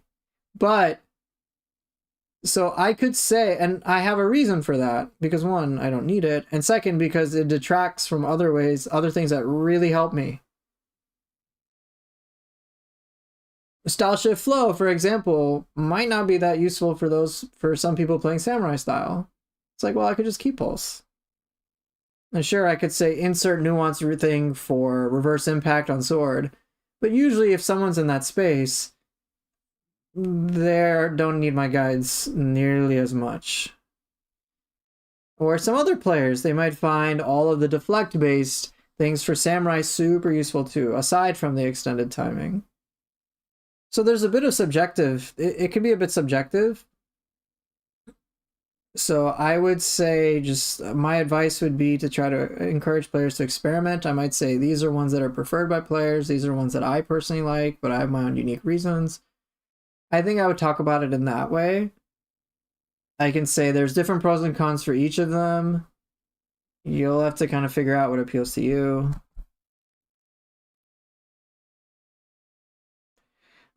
Like, it's tough for me to say, because the things that I use I really like, but I don't like have to use them either. Like, I think I'm using one that gives me damage reduction during arts proficiency.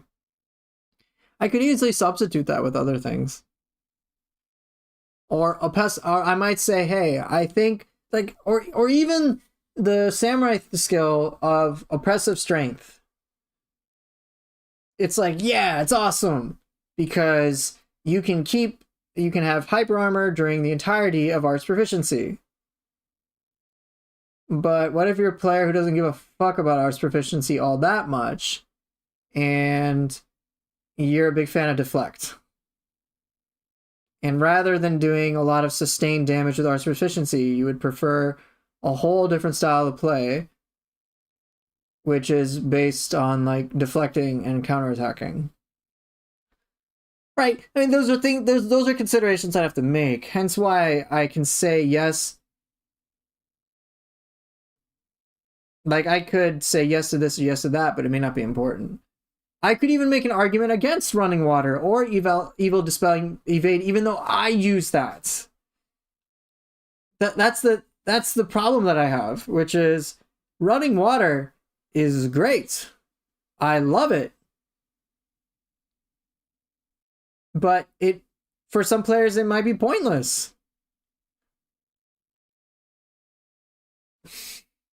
Or evil dispelling evade, it might be pointless. Who knows?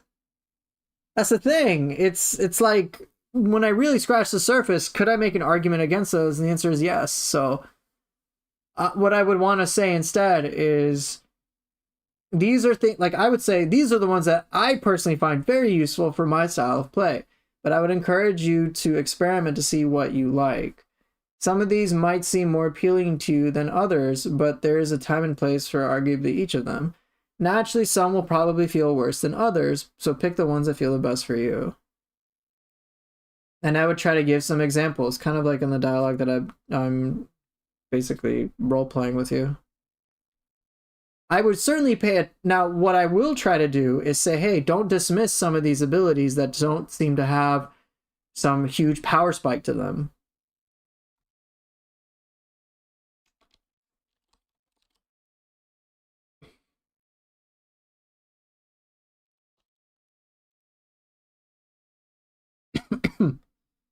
JD, you made an excellent point about loot.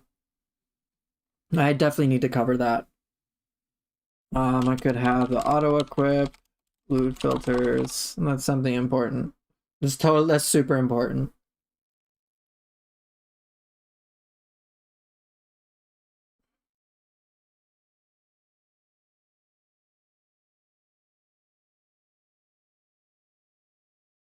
I think you should explain what the other skills do and then go into further detail about what you personally use and why you like them. Yeah, I can do that.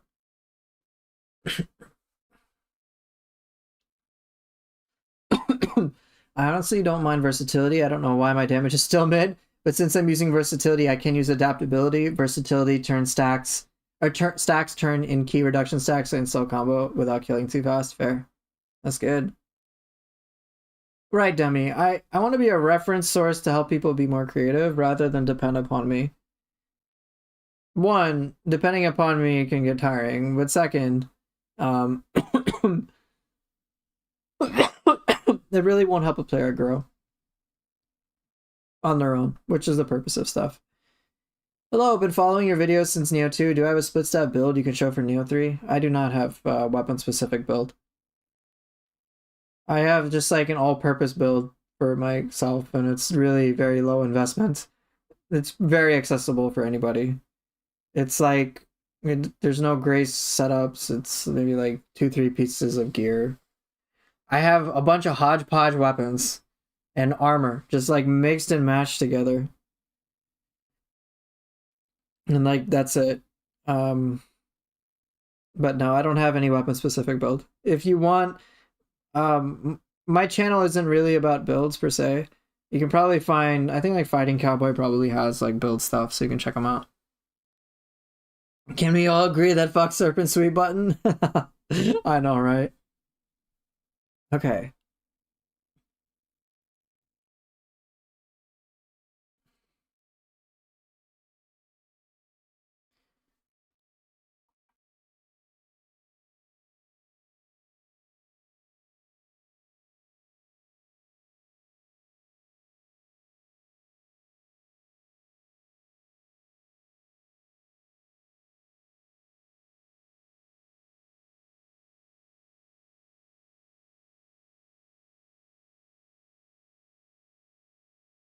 Okay. Let's see. What else can I think of?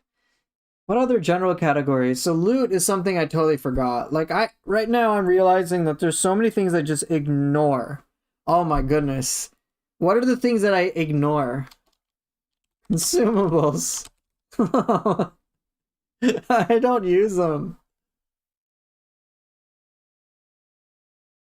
Like I don't use elixirs. Uh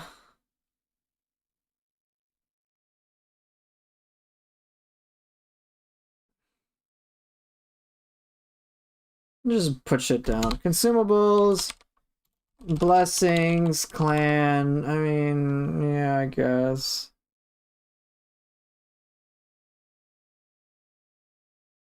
Could have that relate to Kodama, Sudama, campus. Not really that important. I'm sure people can find them. But I'll put it down. Chijiko.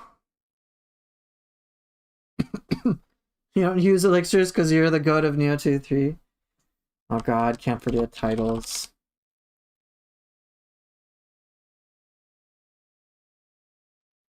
Right, these videos on like consumables and loot. I think some of this stuff would be, since it's so RPG heavy, it would just be separate. It would be a separate video. It's not really it's not like a mechanic video. Oh my god, the Jizo statues. Oh no.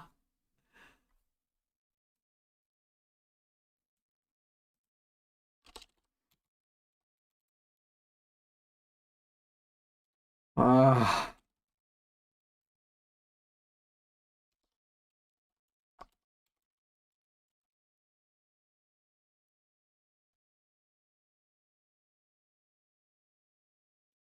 Some things you can talk about that guides don't often touch on the ways to stay alive or get out in a tough spot, like resorting to block instead of panicking against a fatal blow. And then how to deal with getting guard broken. Yeah, Rev, that goes into here. I agree, Knife. This stuff would be separate.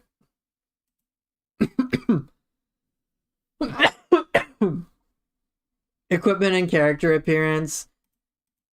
I mean, I might as well include it. These can be separate videos. These are like basic things that people ask. I think it's okay to talk about them. Just briefly. Like, here's how you do this. Not a complicated video.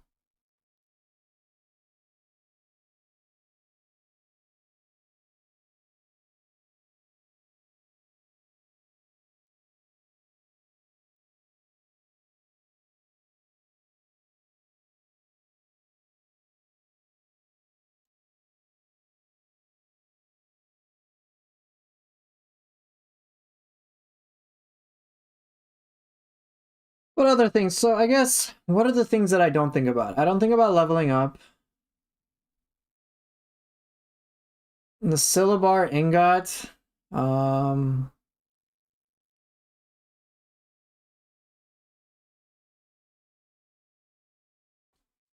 Equip loot filters.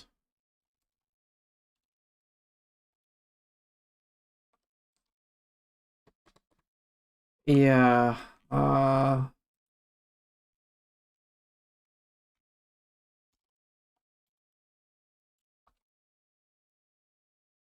Right, Crucible rates, find under soul cores, I guess. Yeah. We got the blacksmith.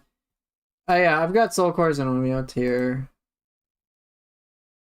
Crowd control, yeah, that's something to be talked about. How to manage group fights.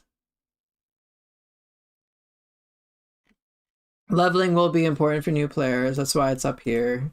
People like are gonna want to know.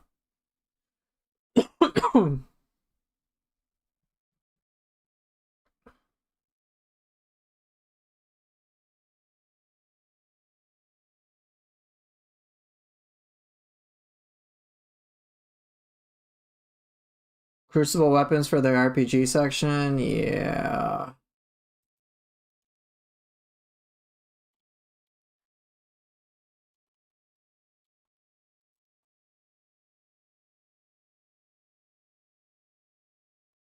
Zero key loops that they somewhat exist, but not as like they did in Nioh 2. I've seen players pull them off, but it's you have to do a lot more than you used to. The battle scroll system and farming them. I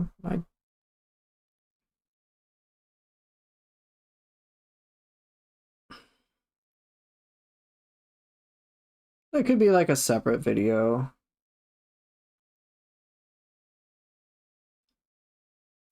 Uh,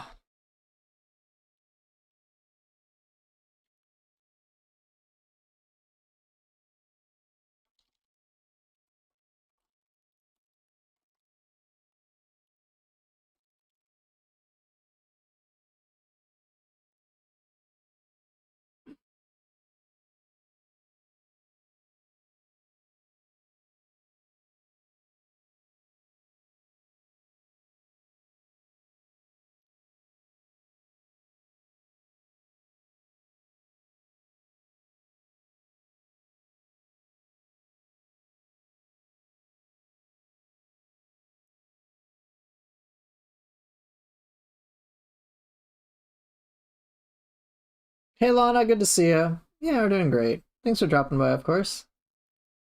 So zero key loops aren't really a thing anymore. Not nearly as much. You can still pull them off, but it's not really something to rely upon. Learning how to dump elixir, yeah, that's pretty nuanced. That's so like tertiary. I wouldn't cover it. Did I touch on soul cores? I have that in the list. I have that right here. Hey Cosmic, good to see you. Dang man, brainstorming all this stuff is pretty taxing. What about soul core cancels? Use Sasha flow for the most part. So all that cancel, all the crouch cancel stuff is something super late. That's like down here advanced. That's not stuff I'm worried about. Because a lot of the advanced nuance things can change. But the core stuff, the fundamental stuff, I highly doubt will change. Highly, highly doubt will change.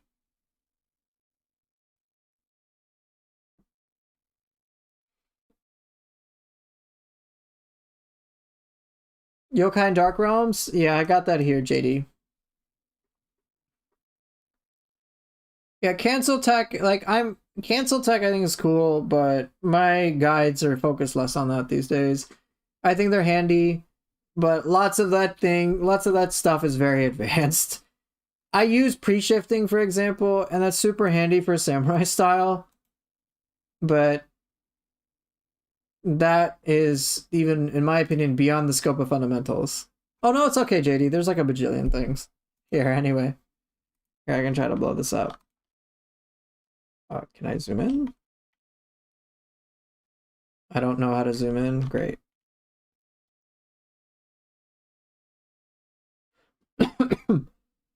But yeah, pre-shifting, that gets more towards advanced. That's an enhancement, not a big thing. Tokugawa Kunimatsu guide. Here, I'll just tell you. Equip sword, flowing mist, sword of meditation. Problem solved. There you go. GG. Do nothing else.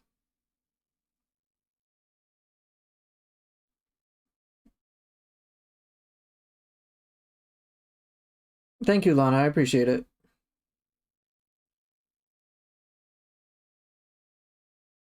So yeah, a lot of the cancel stuff is much more towards advanced. You love calling the Raton of Nioh. Okay. Is that from Elden Ring? Because I didn't play that game.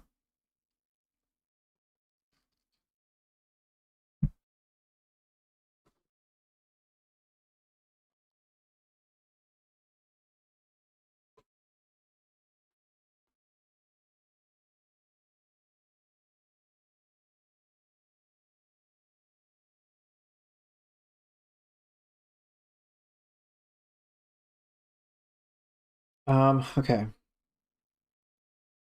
For me, the game plan identity and the stuff related to weapon identity, overall game plan, and advanced stuff is stuff that is on the forefront of my mind that I can talk about more easily and discuss stuff and it gets more nuanced. But a lot of this stuff is just stuff I don't really think about anymore because it's so automated or not really that important to me. But it's really important to new players, and I need to make sure I talk about that.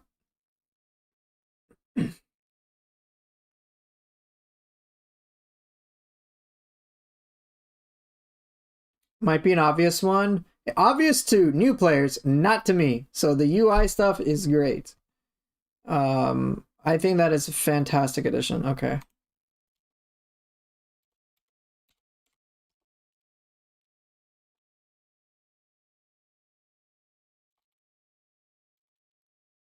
God, there's so many options. Oh boy.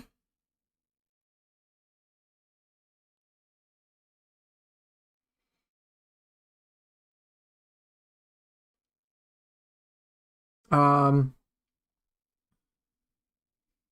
I think players can figure out spirit veins. Will I make enemy guides like I did for Itsumade?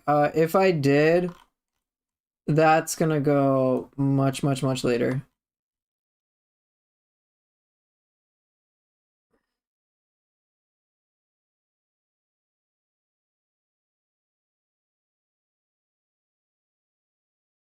But what I would do, though, what I would do is make a guide about how to learn enemies. So that would go into like core mechanics, shared style, like fun, like into just how to learn enemies.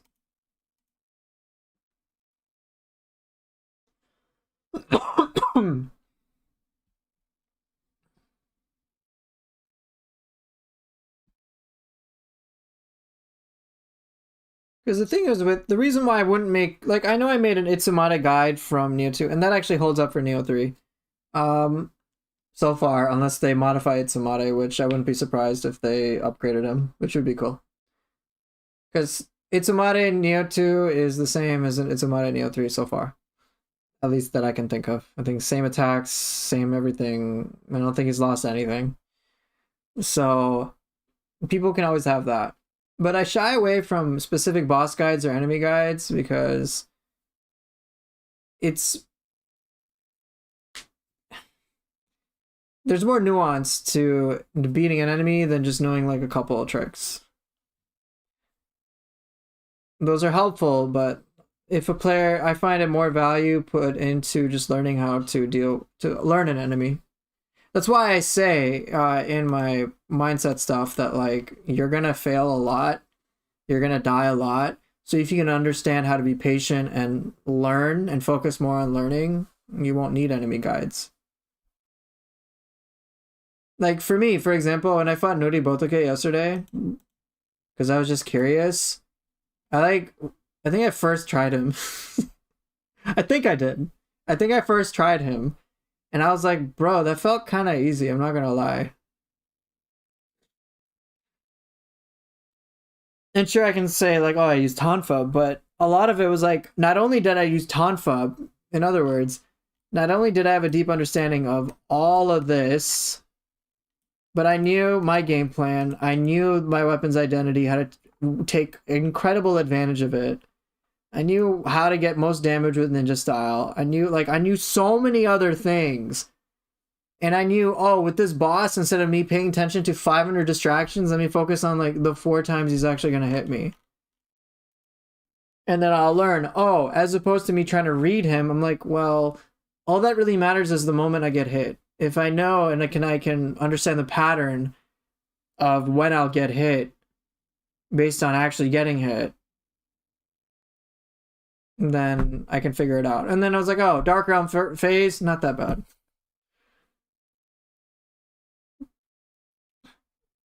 So I was able to like beat him, and I was unsatisfied. It's like, yo, where's the crazy shit? So that was that. All right, what else? Living artifact. I have that here. That might be a more complex thing.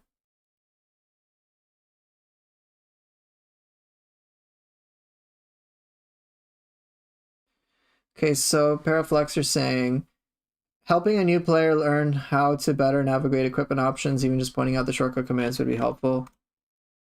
Yeah, that's. I would probably just have one whole section dedicated to loot, one video dedicated to loot. How to inventory management, basically.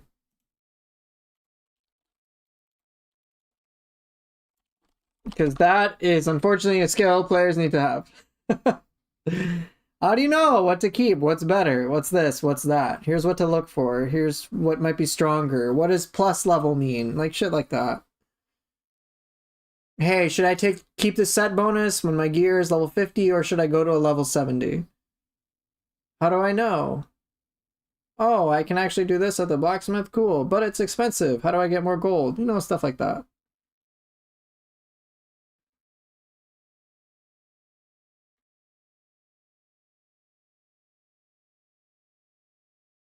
Teaching how to approach an enemy would be universal to all enemies. Right. I would say, hey, here's generally what to look for.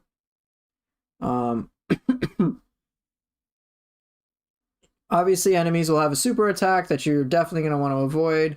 You'll have to first understand what that crazy attack is and learn how to avoid it.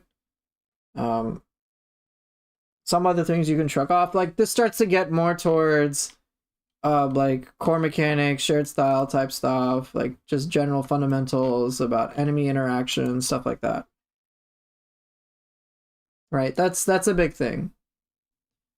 But for me, the way that I see it is I'm not in the space of really learning an enemy if I don't even know how to counterattack.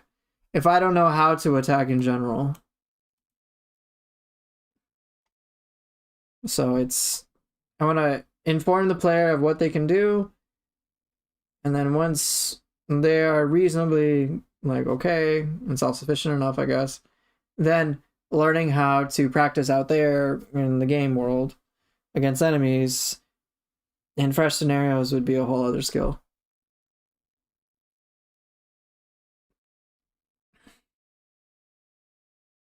Because I'll tell you, the difference in me engaging in fights, understanding deflect timing versus not, is dramatic difference. Like if you know deflect timing with samurai style and you can do that consistently, most attacks are no longer a threat. But if you can't deflect for shit, and you're gonna struggle a little bit with samurai style. Oh, along with battle scrolls, you can show how to access the dojo and cover the dojo. Oh, that's a good idea.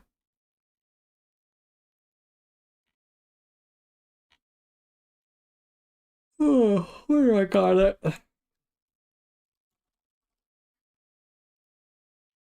Yeah, once with samurai style, for example, and I think I'm my brain is starting to crap out, so I'm probably gonna stop pretty soon. But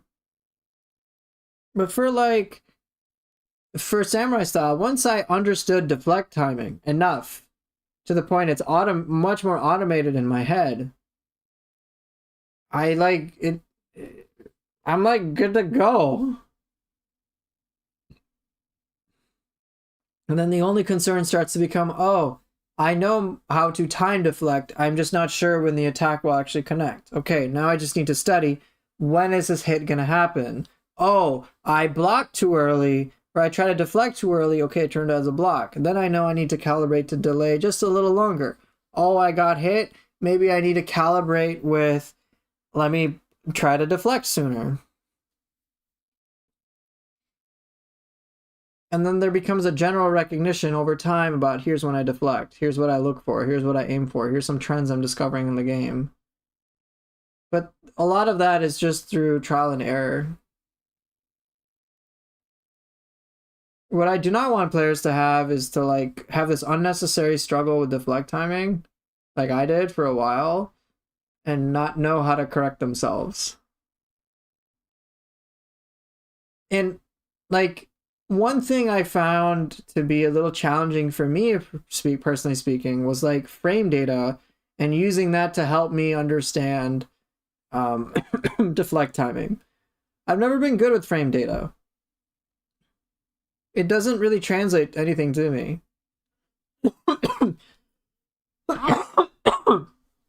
For example, in the game For Honor, I don't remember frame data, but I remember millisecond timing for parries. So it's like if you could like it's like 250 milliseconds versus like 350 milliseconds for certain parries. It's like, oh, light attacks from certain, you have to parry within 250 milliseconds, which is very fast. So on average, in order for you to parry those reliably, instead of trying to just react to it on demand, it's usually better to try to read your opponent so that oh, I'm pretty sure they're going to do a light.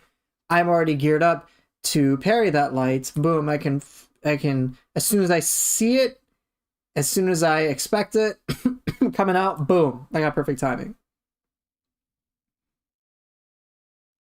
Whereas with heavy parries, you're like, well, I don't need to be like as on edge for that. Poofer, you gotta at least take in real life elixirs, cough drops. I got those. Take my second one, I guess. I even had some tea to help. I think this gives me a good point.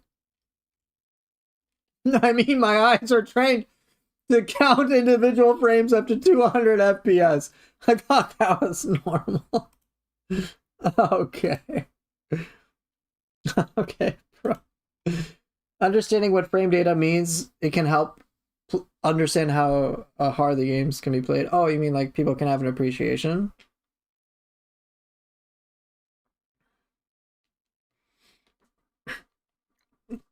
Now, the thing is, I could certainly go into frame data. My thinking, and feel free to tell me like I'm not thinking right. My understanding is that those who are looking for frame data in the first place are less likely to need my guides.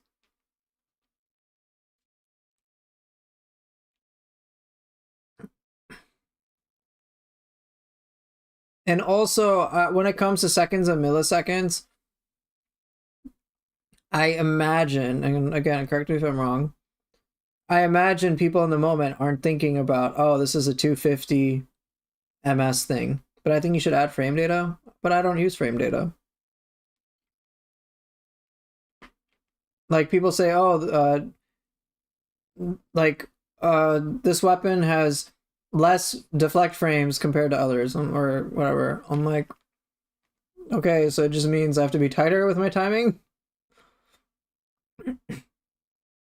Like I don't measure this shit. I'm not like, oh, let me count 1, 2, 3 seconds, or like I don't think about it. What I will do is what Demi has just said.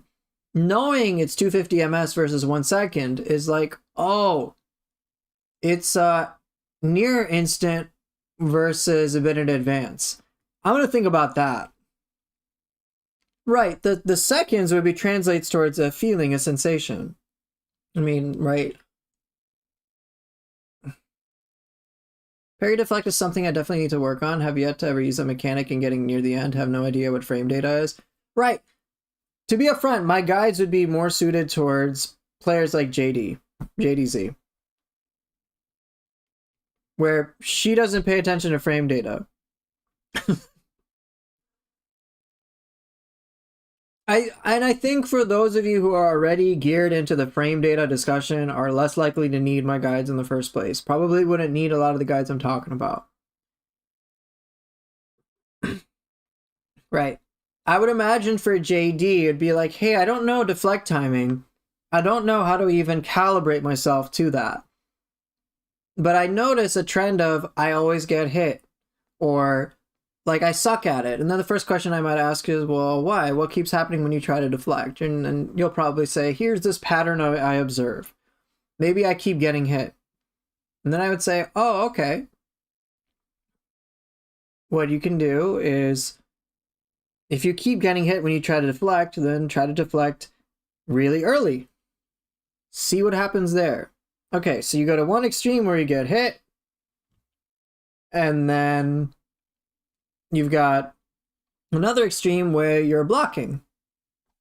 So if you're getting hit all the time, try to go to a place where you feel like, whoa, you're doing it way too early. Not for the purposes of trying to get every deflect perfect, but just to see what happens. When you go to an extreme, are you actually going to the other extreme? If so, we can recalibrate towards the center so that you can eventually figure out your feel of, oh, this is generally my space of the best timing for deflect. And then what I would do is I would advise them to pick a target in the training ground that has very slow, repetitive attacks that are that like you can see coming from a mile away.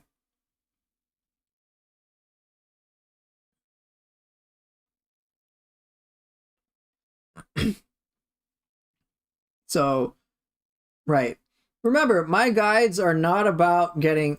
Look, when I play the game, I'll be very upfront. I do not think about technical shit half the time. I just don't. I don't think about frame data. Frame data, like, I don't even pay attention to.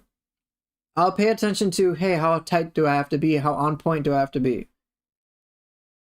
I'm not measuring shit. I'm like, I'll do it based on feel and on instinct. But a lot of that feel and that instinct, I learn to calibrate in the way that I'm talking about, which is, oh, hey, if you're getting hit all the time, try going to the extreme of trying to block earlier so you can deflect. And then if it happens to be too extreme, then you can slowly like taper that down until you get more to the middle. And then it'll just be a process that players, I'm pretty sure, can figure out.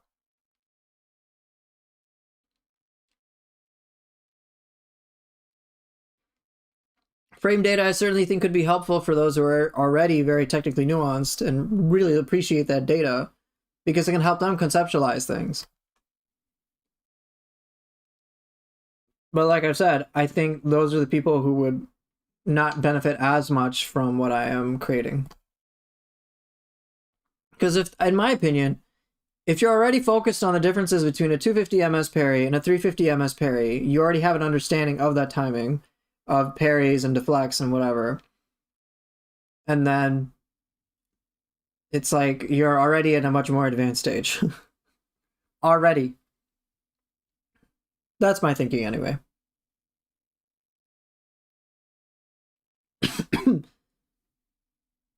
So, Super Saiyan, what did I miss?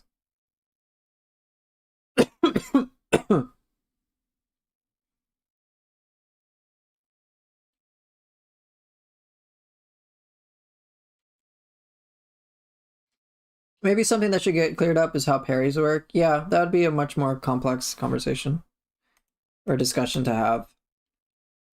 Because there is a choice of doing deflects or parries versus even mid-stance frost moons, for example, or evading. And that's a lot of theory. That's more complex.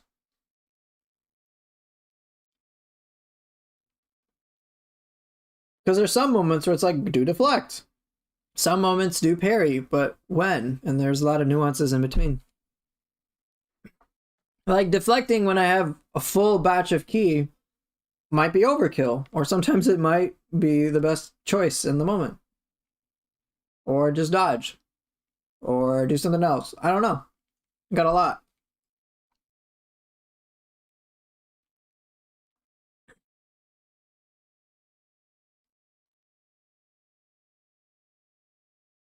But yeah.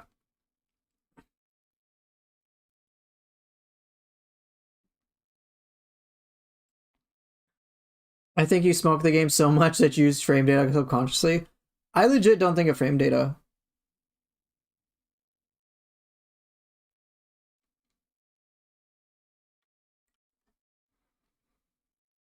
Not sure if this falls under fundamentals, but I can imagine people writing parries off after fakes tanking randomly. Ultimately guarding extreme is safer. Yes, Demi, you're right about that too. I can't imagine Ninja without equipping Tonfas. Bro, you gotta try it. I think Tonfa, I don't think Tonfa is 100% must for every beginner. I think if people focus on, my thinking is, yes, you can do Tonfa, Calamity Machine, like Calamity Feather spam. I've seen it. I've seen it, very handy. But I think it can lead players to discount a lot of other ways to kick ass with Ninja style. And I'm trying to teach people Ninja style, not just here's how to beat the game. Bro, if I wanted to teach people how to beat the game, I would go a totally different route. In fact, I probably wouldn't even need to make guides to do that. There's already a bajillion of them. I have stuff like this, for example, that I wrote down. Of course, you want to do backstab damage for max. You have repositioning things, misrepositioning. Here's how I can regain ki. Here's some couple of things here and there. Like, I have that written down.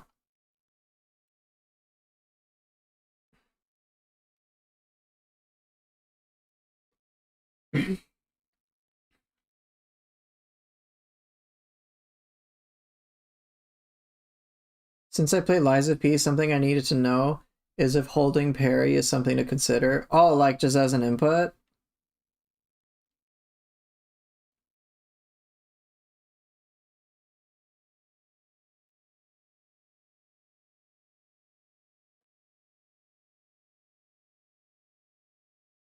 A rough Liza P example is if an enemy has a 1-second parry window, holding the deflect button would take full advantage of the window of opportunity compared to tapping it. Oh, that's a pretty nuanced thing. Okay. So, Paraflux, let me make sure I understand the context of what you're saying. Oh, you're talking about the timing. I think I meant just to have the player paying attention to the speed of their attack startup recovery, whether canceled or not in the early stages, helps build those good fundamentals. Are you talking about enemy attack startup or players? Like, oh, an enemy is going to hit you quickly versus enemies going to hit you, like, just for further clarity. That's what I'm asking. Ooh, excuse me. Both, but mostly player. Oni Ryu, there's no Gaki lovers. Get out of here. See you later, man. Both, but mostly player.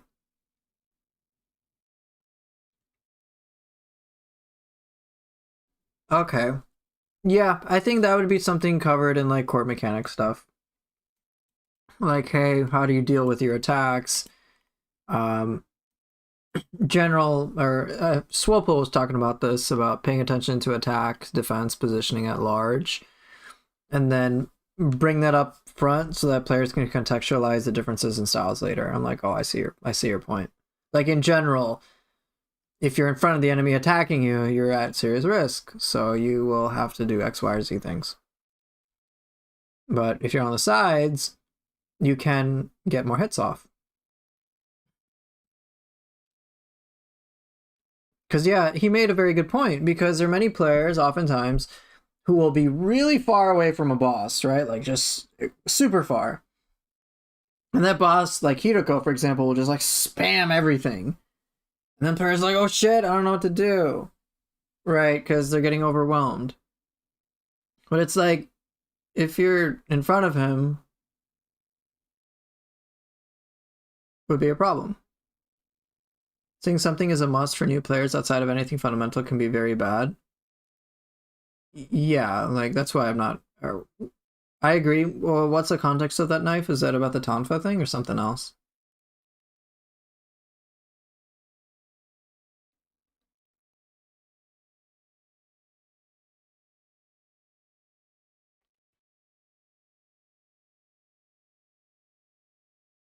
Yeah, I'm on board with what you're saying, Paraflux, about having or encouraging players to focus on certain important facets of the game, or versus details that can lead them the wrong direction. I think Noribotake is an excellent example of what I'm talking about, which is if you pay attention to, oh, he's waving his arms, and you're like, oh god, when is he going to attack? That can just be stressful because it's so random and hard to see. But if it's like, bro, he only attacks 4 times, and it's like pretty much the same pattern with like maybe one mix-up. So pay attention, just block all the attacks if you can. And just get a read on that and get familiar with that. You won't have to worry about all his distractions anymore. Sure, he's being the inflatable, wavy arm car salesman guy. But who cares?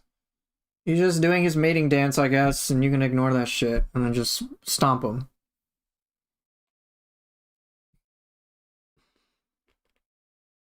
And mostly in general, you have many players who think these games are unplayable without inflicting debuffs or using magic. Yeah. He's waving his arms, couldn't tell because I can't see shit.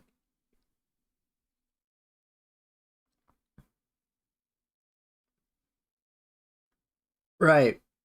But if he was able to hit you at reliable points that you could predict, it's not as important to be able to see.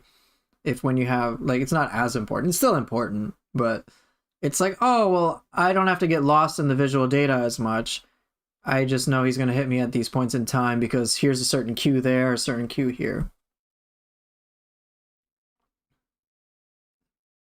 And so knowing, hey, this is the general stuff I ought to look for and I need to read is a lot more helpful. And changing kind of how you engage with Nioh is, rather than trying to beat everything the first go, which of course players love, if you're focused on how can I learn from this, then what can I learn from this interaction to do better next time, then it's a much more long-term approach. But that's precisely what I'm talking about in my mindset stuff. Which is like, hey, don't try to win. You're going to die a lot. You just try to learn. The more you learn, the guaranteed better player you will become. And in the long term, you'll be able to kick so much ass. It's ridiculous. If your goal is to just beat things the first try, then my advice would be just get some busted build going, and that's about it. Like that's it. It's like go get a nuke of a build, and then destroy everything. Problem solved. But if you're looking to engage with the game in a mechanical way, it's a very different approach. I think it's best for players to actually be good at the actual combat before they start spamming status effects or ninjutsu and omeo magic. I agree. That is if they want to learn the way that I play. If they don't, then go ahead, spam all that shit. Who cares? It just depends on what you're aiming for, what experience you're aiming for. My guides will not be for everybody, but they're meant to help players get into the game in a very different capacity.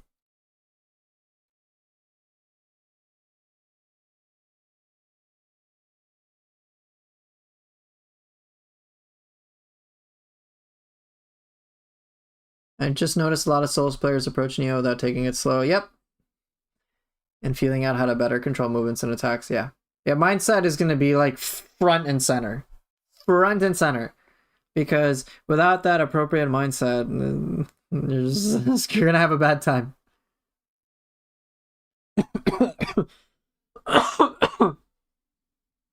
But again, my guides aren't for everybody, and they're not trying to be. So yeah, okay. I think I've kind of run dry for today when it comes to planning this stuff out. I think I have a lot of information here. I have a lot of information. At the very least, one thing you guys have helped me with is recognizing, one, how much complexity there is. Second, how some videos can just be like side videos unrelated, but they can still be helpful. And yeah, it's nice to remember some of these things I've ignored too. Couldn't have done that without you guys. So all the questions, all the poking, all the prodding is very valuable. And one thing that's awesome to think about is how I can separate weapon guides so that it's not just insert, like, let's not just have everything in one guide about a weapon. One guide could be devoted to, here's the identity behind the weapon. Here's generally how you play this weapon. Here's generally what some of these moves do. And here's how you can go about it. Here's how you can mix and match things. But in general, here's your identity. And then another part can be like much more nuance about every little detail. Or here's some nuance interactions. Or, oh, did you know that you can do haze and water shadow on skeletons? For example. Or, hey, did you know that Hatchet's Tile Shaker also works on yokai? Cool. All right, JDZ, thanks for dropping by. Appreciate your input. Have a good dinner. Play some Nioh 3 now to relax my brain? No. I think I'm good for today, in all honesty. But thanks for the suggestion.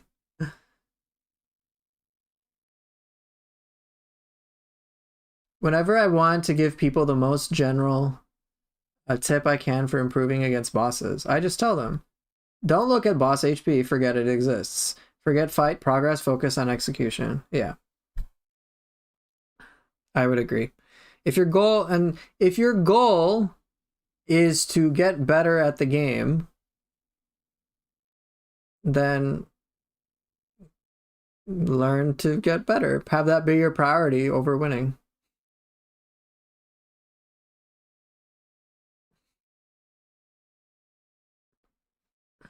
Don't heal, be a man. That sounds so backwards. Don't take care of yourself. Because that's what men do. Have other... Just die. Yeah, exactly. That's a true testament to manhood. Death. Get yourself some tea in that Wolong elixir. Oh, yeah. Yeah, that's a good idea. All right. Well, I think that's good for a pretty significant brainstorming session today. Damn. A little over 2 hours. Lots of discussion. Be a man and only use barehanded? Yeah, okay, bro. Oh yeah, one thing I really like that Chicken Burrito said, and some of this stuff I think is really useful. For ninja, your enemy is the axis. For samurai style, you are the axis. Yeah, I like that statement a lot. I'm like, that explains a lot. You're constantly moving around your enemy. For samurai style, your enemy's constantly moving around you. You ain't gotta do shit. Super secret advanced final video, barehanded style. Okay. All right. Let's see. What do I have included here?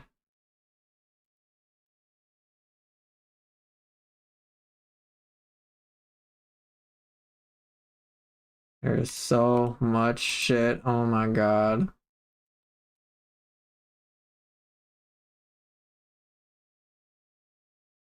Anyway.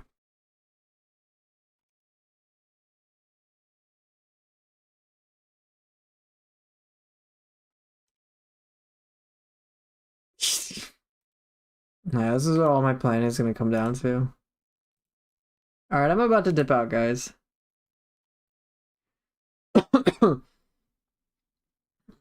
Oh yeah, one thing I want to mention before I dip out for those of you who aren't aware, and I'm just going to start blasting this like every day. So if you weren't aware, um, I am hosting another self-esteem relationship Q&A thing on Saturday. So if that's it, I got 4 questions from people. So I think last time 4 questions took me a better part of a whole stream. So it might be the case here. But if you have any interest in this or have a question or something you want to discuss, then take a look at my YouTube post stuff, my YouTube post recently, most recent one, questionnaire right here. And then, yeah, maybe I'll see you for this on Saturday. But I'll put out reminders, I think, to this on, let's see, probably just like Friday. I don't know. I'll figure it out. Okay, well, I guess that's that for today. Be a man and take care. I think you'll do a better job talking about these improvised. I don't know. I'm going to make these very clean. Do I cover neurodiversity to any degree on those sessions? Give me a little detail and I'll let you know. Because I do, some of my clients, many of my clients actually have had mental illnesses in certain capacities, mental disorders.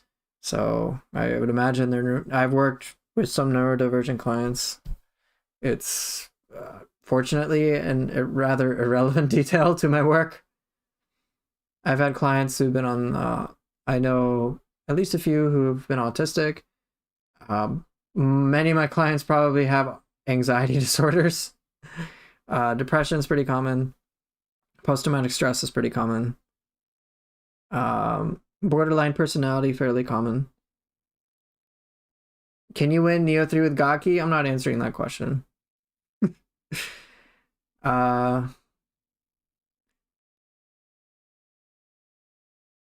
Yeah, I would say yes, but more if you can give me a little bit more detail, I can let you know.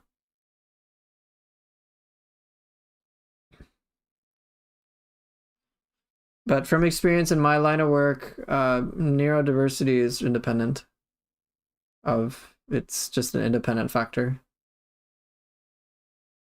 No Gaki chief category. Get the shit out of here.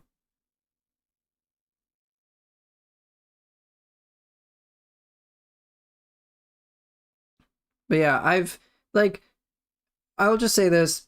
The clients that I've worked with who are on the spectrum, for example, they're not getting divorced or whatever because they're on the spectrum. Or people with ADHD. Sorry, I forgot. People with ADD and ADHD is incredibly common.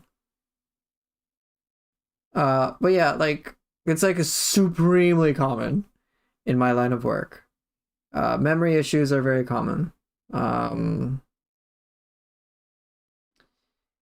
lot of it's very common, so it's an irrelevant detail. But just as there are the reasons these couples are splitting up, and I'm working with a client in the first place is nothing to do with them being on the spectrum.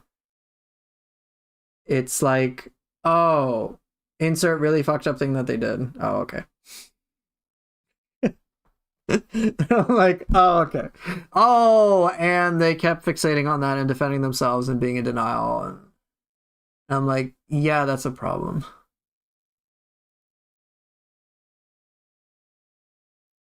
I'll say the conversation if it happens. Don't mean to open it up now. No, it's cool. You can bring it up if it's a question that you have or you want to talk about it or anything in detail. Just submit it, and I'll be sure. I'll try my best to be sure to address it anyway on Saturday. Don't know if I'll get around to it because last time I got like 12 questions and took me 2 streams to deal with it, 7 hours because there was so much discussion happening with that.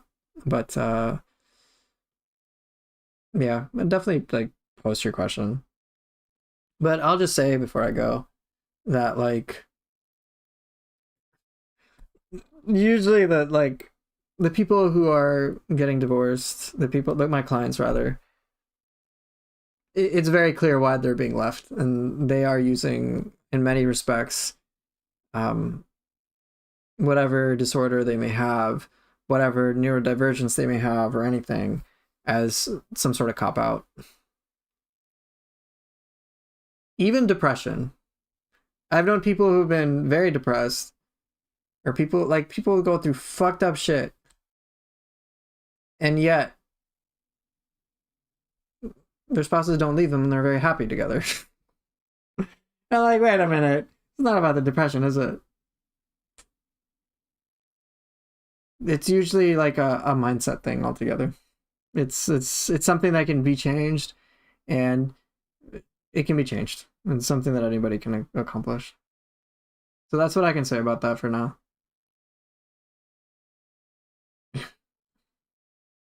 But yeah, plenty of people be like, "Oh, the reason I can't succeed in this is because I'm on the spectrum," and then other people on the spectrum are like, "What the fuck are you talking about?" It's pretty hilarious. And they're like, "Oh, you don't understand my form of being on the spectrum." I'm like, "Okay, if that gives you the right to be emotionally abusive to your spouse, then okay, I guess." Okay. But usually in my experience, what it has boiled down to is past experiences in their life have shaped them to basically past traumas usually have shaped their worldview without them really realizing it or recognizing it.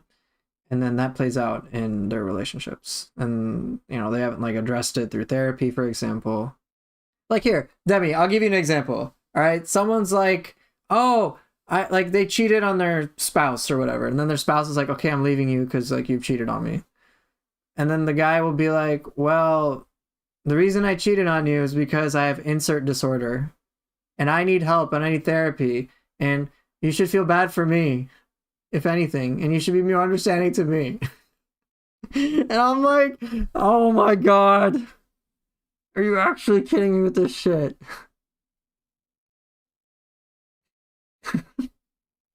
I'm like, no, you made it, and they're like, and it just like, okay, look, and they're saying that as a way to have their partner stay with them, and I'm like, no, you created serious damage to your partner. They have every right to leave. If you genuinely have a disorder that helps you, that is making you do these things, then go get that shit treated by an appropriate professional. And then they don't for whatever reason, and then it's like, okay, bro, like, what the fuck are we doing here? That's the type of stuff I typically encounter. I'm like, okay, they're just playing victim. Playing the victim card. It is what it is. They just need Asian mom sandals thrown in their childhood. They'd find an excuse out of it. I'm pretty much guaranteed.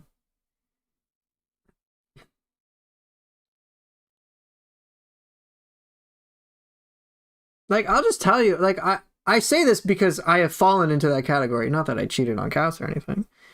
Um, but like, I've been like years ago. I was diagnosed with major depressive disorder, um, and post traumatic stress and like generalized anxiety and shit like that. Cass never cared about that. In my own head, I made up my own stories based on past experiences, of course. And then like I projected that bullshit. I projected a lot of bullshit onto Cass. She never cared. She's like, no, I'm not leaving you because you're depressed. I'm leaving you because insert fucked up things that you did. And I'm like, no, that can't possibly be the reason. The real reason is because I'm depressed, isn't it? She's like, oh my God. She's like, what are you talking about? Like, and I can't give out too many personal details related to her, but, or I'd rather I won't. But she's like, it has nothing to do with this shit. It has nothing to do with this at all. I'm telling you what the problem is. I'm telling you what my problem is. Anyway, I made her life very miserable. But these days, like, you know, I'm going through therapy and whatnot. Her and I get along really easily. This is like a cakewalk. So part of my job involves helping clients get to that place too. And helping them recognize and really start to heal themselves. A lot of the ways that they have been creating many negative self-fulfilling prophecies. And helping them change that. So once they can learn to change that dramatically in a transformative capacity, their lives just get so much better. Pretty much guaranteed. To put it simply, it's like, if you can learn to be a really nice person, a very loving person, a very good person, and such a great person that like, and we're talking about like transfer. Oh, it's all good, Soulpool. I'm about to leave, yeah. But we got a lot of good information. A lot of good stuff, so I'm pretty tired for that. But just to finish my thought, I try to help my clients create transformational change so highly, like just so goddamn much, that it become like their former partners are like, oh, this guy is, or this person is significantly changed, like dramatically changed, and it's kind of irresistible. There's no pressure, nothing. Like, I'll tell you, even though Cass and I aren't romantically involved, things with her are like a million times easier. Like, we can have conversations about a whole lot of things. Whole lot of things that I think for many others are like, dude, what the fuck? That's so like crazy. That sounds so intense. I'm like, nah, it's just like another Tuesday.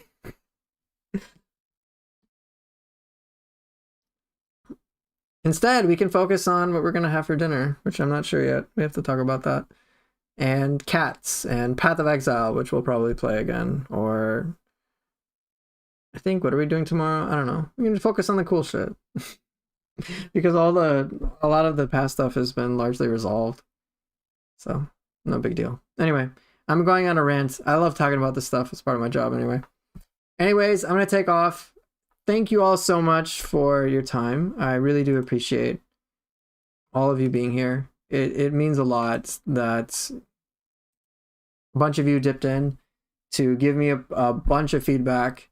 As a direct result of that, I'll just show you what we have for today. Oh, hello? Where's my obsidian? God damn it. Thank you.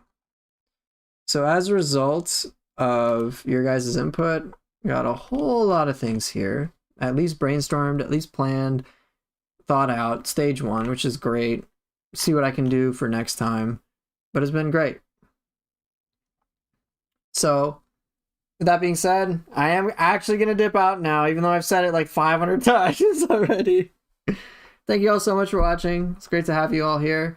And I hope to see everybody next time. I may or may not play Nioh. Probably not. I'll see. But I'll see you guys later. Take care and bye.